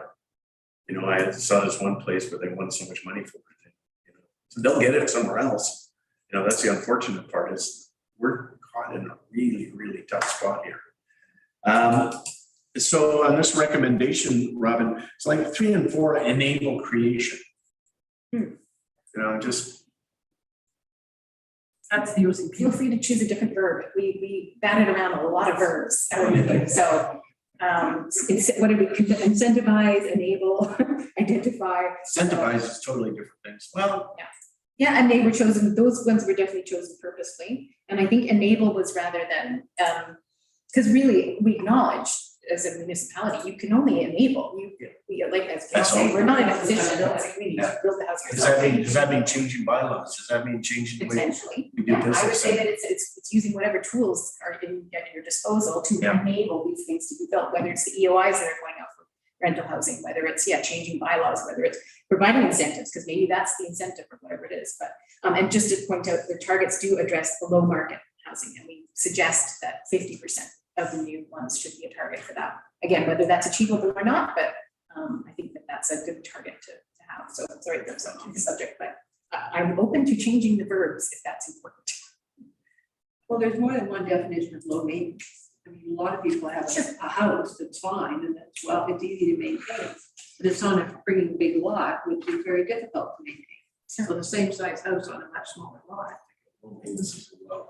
Yeah, so maybe the lot coverage issues for smaller lots need to be changed. Yeah, so I think basically all of these recommendations, and maybe it's not explicit, so we could look at that, but is all about anything except single family houses. We feel like single family houses are doing just fine on their own. The developers are doing fine on their own. They exist out there. I don't think we need to address that. They're handling themselves. I think we need to address all of those other ones that are missing. Like everything that we're missing is what we need to address. I don't think council needs to proactively do anything else on single family houses. This other point of contention is number 7 here with consult with the owners of unlicensed short-term rentals. why not unlicensed? Why not just unlicensed. short-term rentals? Licensed or unlicensed? I have to look at that. So that language, I can't remember off the top of my head, but I think it was just looking at maybe unlicensed isn't the right term, but looking at short-term rentals and why they wouldn't be long-term rentals. I think it would be difficult to.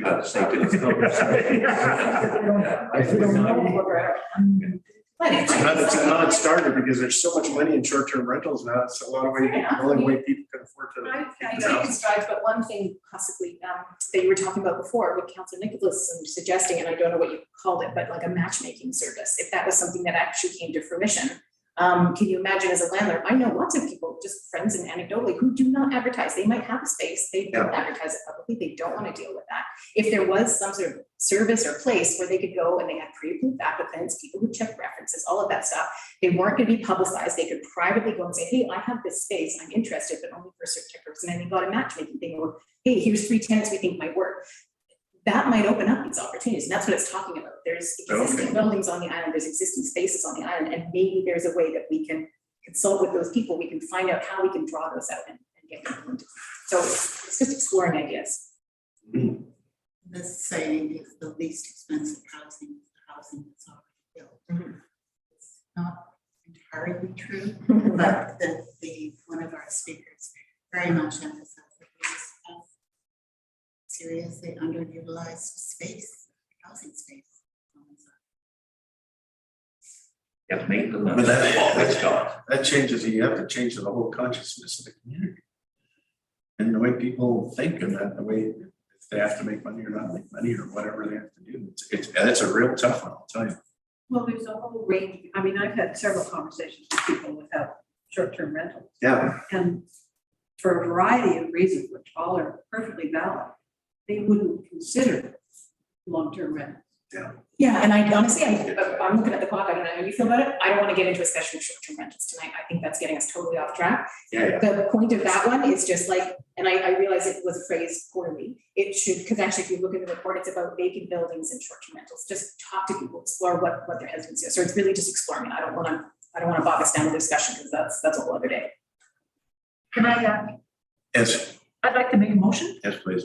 that council receive and consider implementing the recommendations included in, or receive the Bowen Island Housing Targets Report dated April 25th, 2022, and consider implementing the recommendations included in it.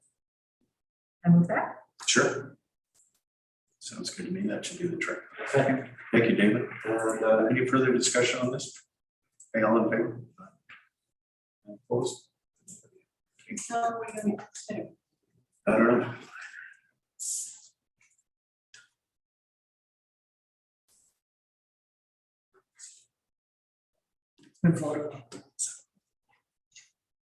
All right. Thank you, Rob. Thank you very much, Robin. Thanks, Rob. Thank you. We're going to move this into new business, which is a request to waive building permit fee for the Fire Department Heritage Truck Shelter Project. Liam Edwards. Thank you, Mayor. Thank you. So you would have heard me speak about this project in the past, and Hope Dallas would normally be presenting this, but she's off today. So when the fire hall site was being prepared for construction, the large Douglas fir tree had to be taken down, unfortunately, to provide for the site and to maintain safety for the facility. And there were some ideas that were thrown around the community. There's a couple members of the community that put out some ideas around how could we pay some respect to the tree and perhaps highlight the tree in once the facility is built.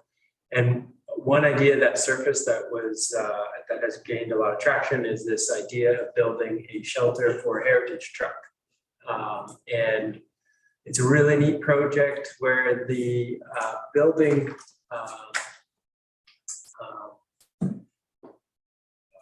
Building inspector. thank you. Building inspector guy. Yeah, Sam's building official. He is official, but thank you, Councilor Moore. The building inspector is also a teacher at high school in West Van, carpeting courses, and they have done a number of projects here on Bowen. And so they have taken it upon themselves to mill the logs. They have a mill that can accommodate almost all of the logs, all but the very bottom end of the largest log. And they will mill the log into timbers for creating the shelter. They have a design, and as well, they will try to get a what we call a cookie or a slice of the bottom of the biggest log to also then put on display to recognize the tree and its sacrifice to the saint. And the site is prepped for the location of where the truck would go and the shelter would go. But we do need a separate building permit because it was not part of the original project design for the fire hall. And so we're asking tonight for council to consider waiving the building permit fee for this element of that.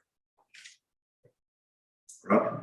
Yeah, I think it's a great idea. I know, like in West Van, they got the heritage truck there as well. Horseshoe Bay. Yeah, and Horseshoe Bay by that quite a bit.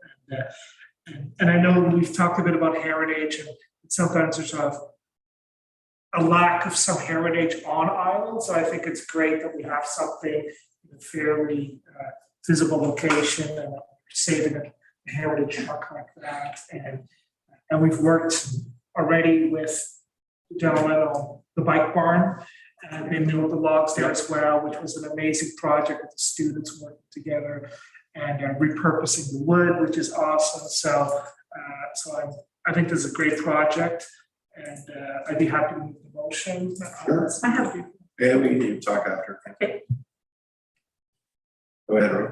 Oh, yeah, I'll move the motion. So the recommendation is that council waive the building permit fee for the fire department heritage truck shelter to be located on the new fire hall at EOC property at 1045 Miller Road. Second, Michael Kell. And yes, what would you like? I'd like to know where it's gonna go on the property, or am I missing something here? Right to be right in front of. Plan or? Yeah, so if you're looking if you're on Miller Road and you're looking at the fire hall, it'll be to the left-hand side where the existing trail kind of comes out of the forest. There's a lower level, and then you'll see there's some lock retaining wall there. Those that lock retaining wall will be moved over about 3 or 4 feet to create a little bit of wider drive paths where the trucks drive past to the back of the hall. But the existing level, the lower level that's at the same elevation of that path is where the heritage truck would go. I also forgot to mention that there's been, the entire project will likely be accommodated through in-kind contributions. So we have the students doing the mill work, they've done the design work, and they'll help with the construction. We have roofing material that has been donated. The engineering was also donated. Labor will be donated. We're trying to twist the arm of some local concrete supply. and got it in there somewhere. I just wanted to mention that.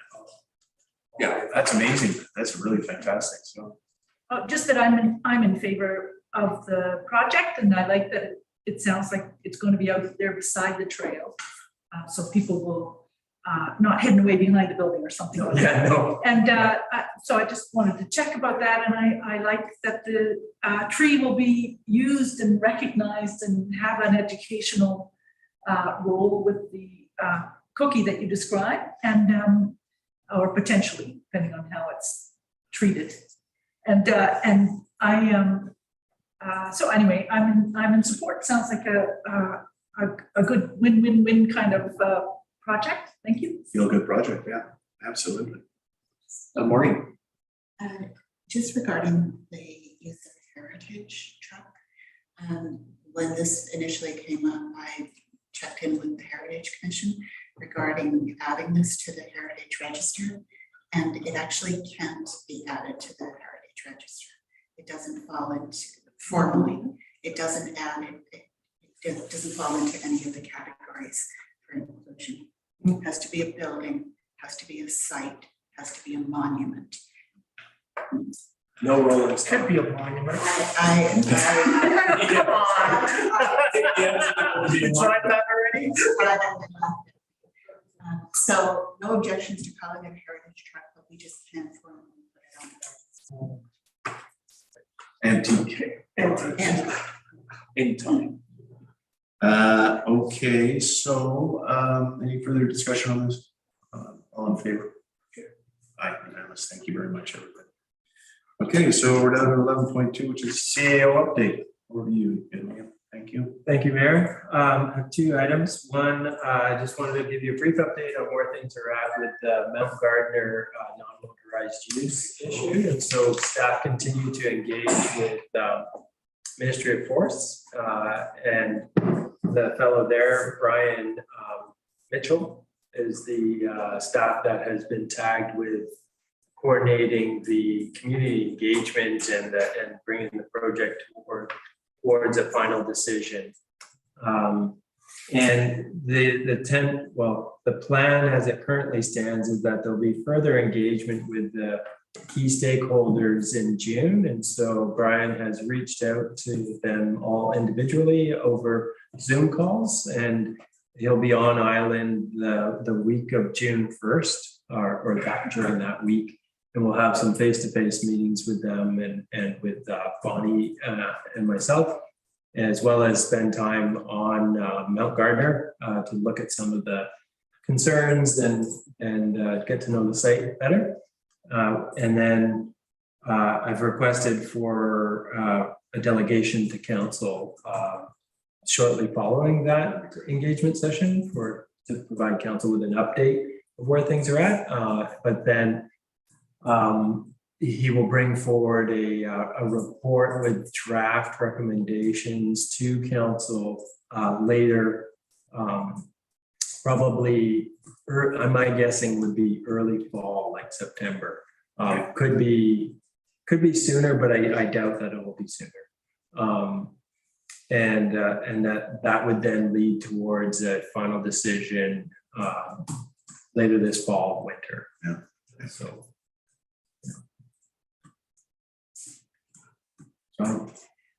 Just to let people know, I had a 1 hour Microsoft Teams meeting with Brian Mitchell. I was on the list as a OCP reference, so I just sort of filled him in on some of the history and where that bit in the OCP about council may make areas that are non-motorized trails, and I sent him a bunch of historical links and things. Anyway, just anybody wants that, let me know.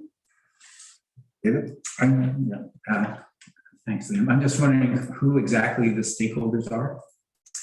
So I'm worried about that in the past. Big groups. Right, so there's the three previous licensed agreement holders. So Bowen Island Trail Riders Association, Bowen Island Horse Riders, and Bowen Island Trail Society, as well as we did ask for it to be included with the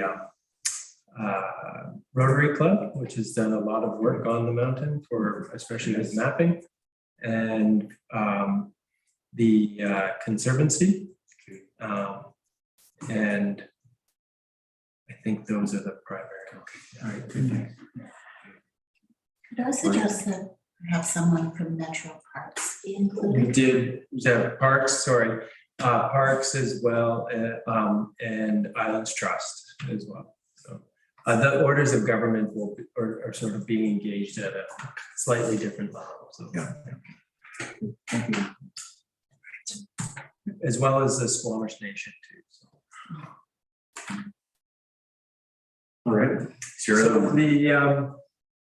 I also wanted to just provide a brief update on the island composting project. And so we were able to secure an extension to the project start date. Oh, you were able. We were. Okay, good. So we were able to push that to February, end of February 2022, or sorry, 2023. So that buys us some more time to further develop that project without to jeopardize the contract. So that will have no effect on the budget, obviously, if you just pass that.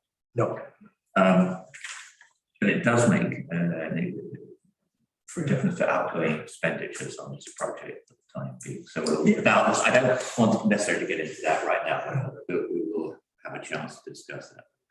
It basically allows us to put the project on hold without jeopardizing being in contravention of the agreement. Yeah, perfect. Okay. Do we still have a confirmed donation from Nick? Nook Yes. towards the 300,000 that we need to come up with? Yes. So somebody should let them know. Yeah, I don't know the original proposed timing of when that would be called for that donation to be called upon, but it may not change the timing all that dramatically when it would have normally. They've just got charter board.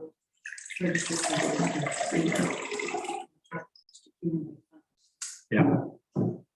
All right. Is that it for you, Liam? Thank you. Yes, that's it. Okay, 11.3 update to Council of Metro Vancouver Business. Metro Vancouver Director David Hawk. Thank you, Gary. Just very briefly, Main point of the last GBRD or Metro Vancouver board meeting was that the new version of the regional growth strategy, Metro Vancouver 2050, was passed by the board. But what that means, I shouldn't say it's passed by the board. The next step is now passed by the board, so it now goes to the municipalities, and I think it's 60 days they have to agree. But that was a big step because I thought there was going to be an objection from at least one municipality. That didn't happen. So then would, if it comes back from all the municipalities agreeing, then it would go to, I guess it's a July board meeting and it would be approved, and that will be the new regional growth strategy. If not, then there's a dispute resolution process that can be worked out. So that's it for me, thanks. All right, thanks, Dan. And update to council on Island Trust business. Island Trust municipal trustees past in Kale. I can be this quite short. We've got a meeting on Friday of the Trust Programs Committee. And there's a Trust Programs Committee who over a long period of time have been working on policy review. So there'll be more discussions on that, and probably a lot of it in preparation for the trustees meeting in June. And there's also quite a lot of conversation on that. We'll look forward soon to receiving the agenda for that June meeting, because there will certainly be quite a lot to talk about there, especially in relationship to policy statement, government, and the rest. So really, that's rolling out towards June work in the meantime. Okay, thank you, Sylvia. And I'll just add a couple of points. 12.1 and 12.2 in our agenda package are thank you for the 2050 feedback. That's the equivalent of the regional growth strategy for the Islands Trust. And 12.1 there is the report about the Islands Trust Conservancy. So that's the other arm of the Islands Trust that protects special places in terms of nature reserves, like we've got 3 of them on Bowen, and also in terms of conservation covenants. And we've got several of those on Bowen, and the option of the natural areas tax exemption program for people who apply and qualify. And so these keep being added all the time. I'm the vice chair of the Islands Trust Conservancy, and we meet next on May 24th. So have a look at 12.1 if you're interested in that. Thank you. All right, thanks, Phil. Update to council on Metro Vancouver Regional Parks Committee meetings. Councillor Nicholson. We haven't met since our last meeting, so we don't have anything to report. I know that we will be planning soon for our annual tour, where we go and visit parks and potential parks of interest. So I'll tell you more about that when we get it. All right, thank you. Update to council on TransLink Mayor Council meetings. Councillor Alison Morris. We haven't met since the last meeting, and but we did have a House on 4 meeting on Friday, which was interesting. A lot of updates, and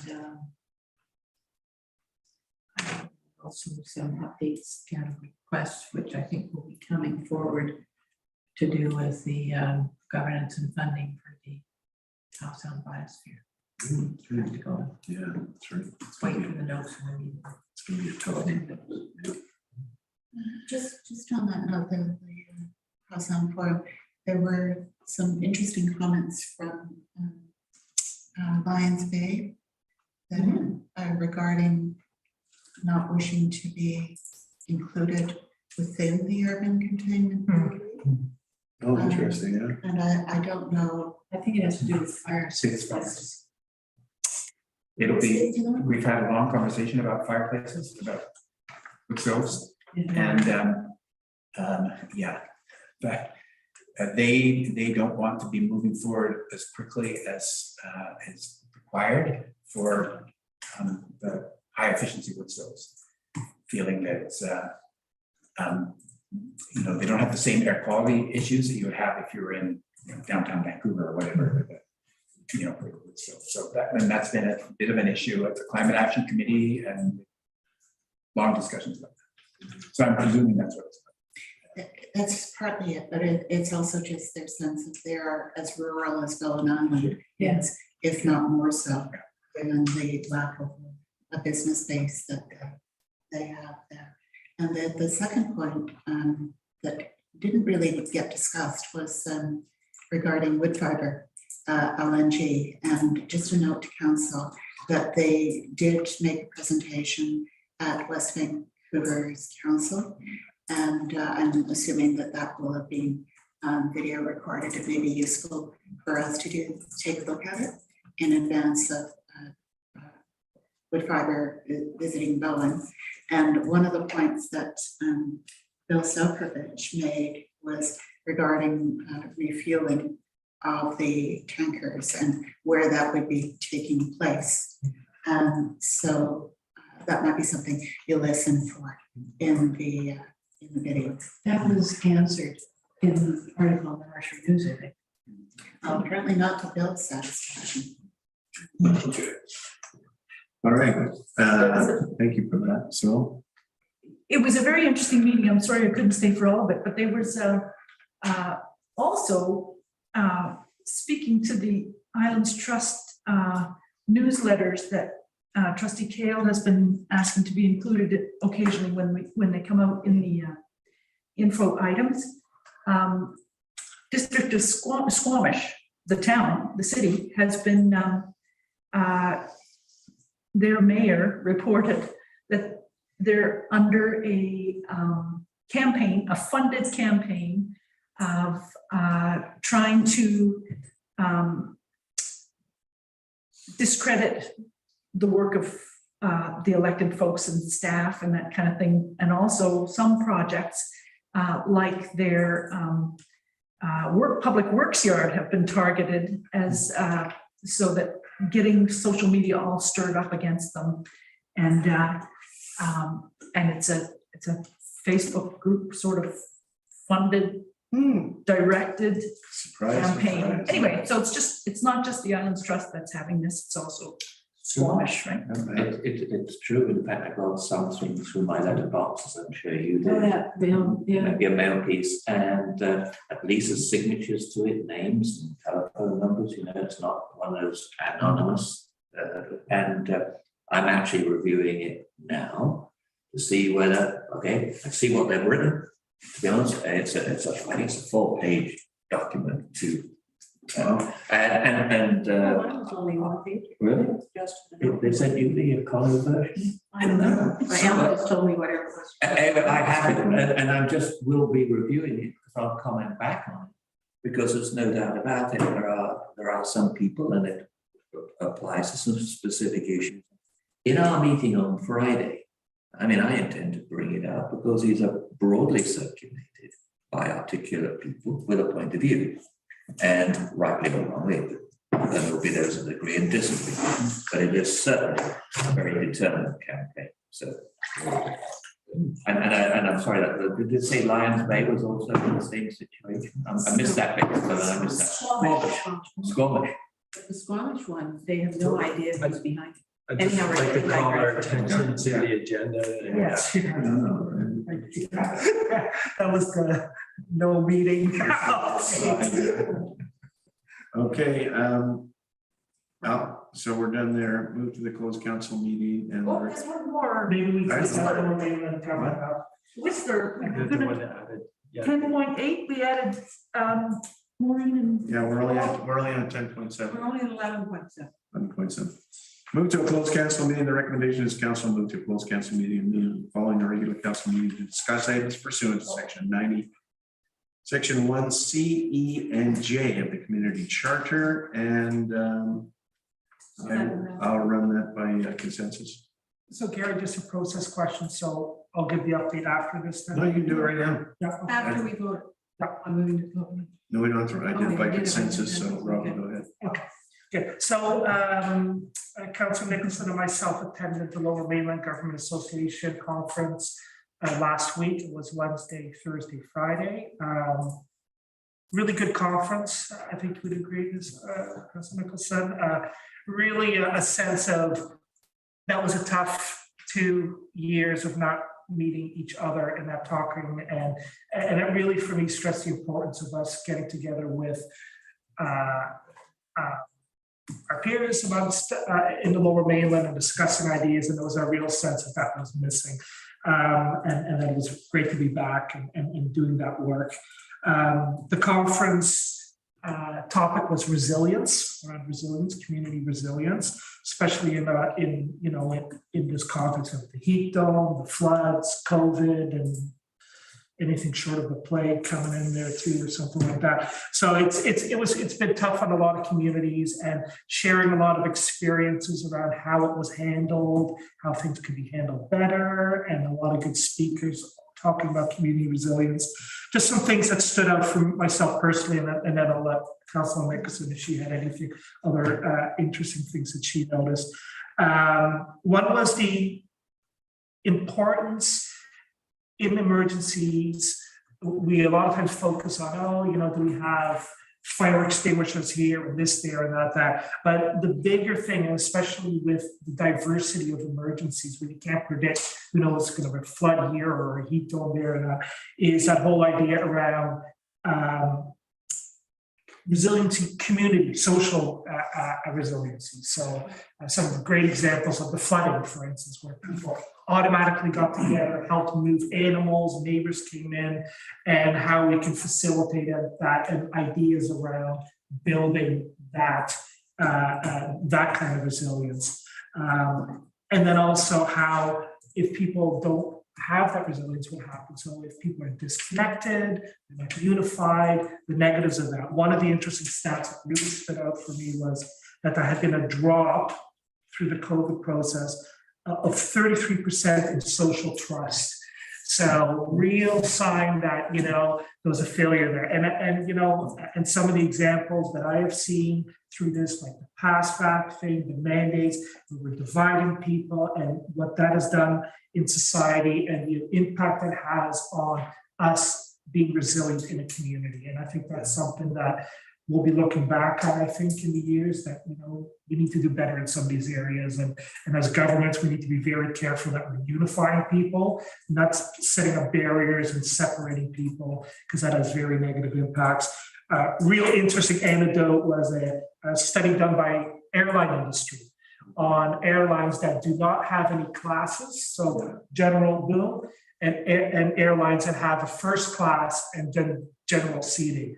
And the amount of air rage incidents was 4 times higher with those that had a first class versus those that did not have a first class. So again, just when you start dividing people into groups, you're automatically sort of creating that. Actually, and the highest, the ratio that drove that up was first class, by the way. They had the biggest increase. They were, I think, 10 times, and then the rest were 3 times higher, and then mix it together. Anyway, that was an interesting thing. A bit about active transportation, which we've, with the multi-use path, $60 million, about 3 times more than had been spent before, and a real expectation that these numbers are going to increase quite a bit more coming in the future. So, when we're looking at projects, that's an area that our senior levels of government are really looking to fund.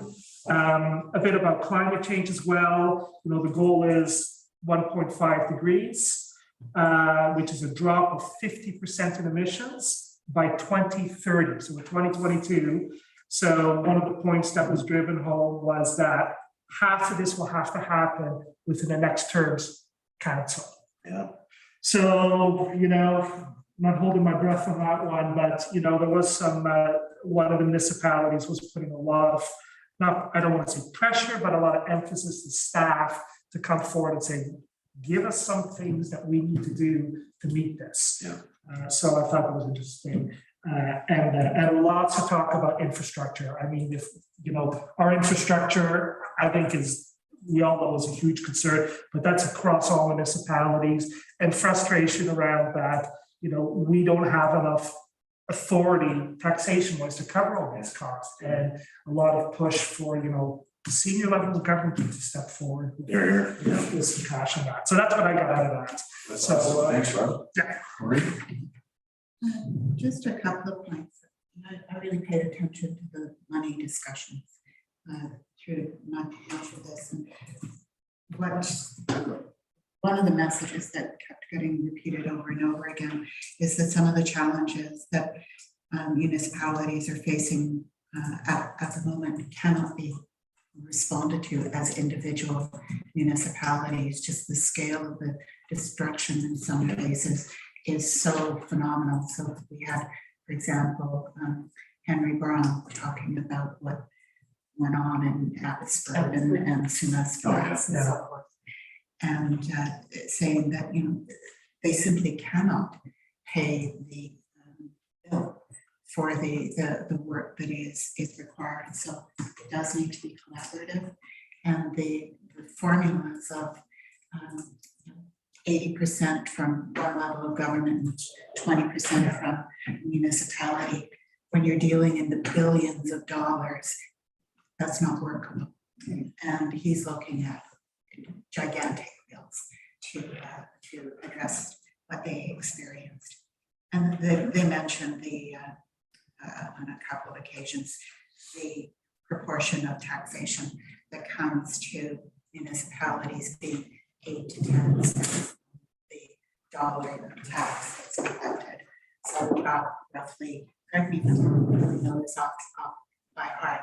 I think they said something like 60% of the infrastructure has to be dealt with at the municipal level, and we have such limited tools to pay for that. And the other thing that this is the last thing I'll say, just the opening speaker was Charles Montgomery, who is a writer, a good writer, often in the large national magazines. He wrote a book called The Happy City.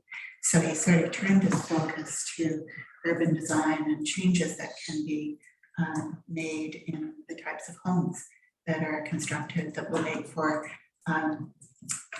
just simply more happiness in terms of housing. So it's a very good, gentle, kind introduction to the conference, and I think exactly the right note for the start of the event, because we were all kind of a little off balance being a room of 200 odd people. So that's it. It was a good conference. Yeah, that's great. At different times as we unwind from this thing, there's no question about it. So that kind of wraps it up for the meeting. A question period. If either of you gentlemen have a question out there.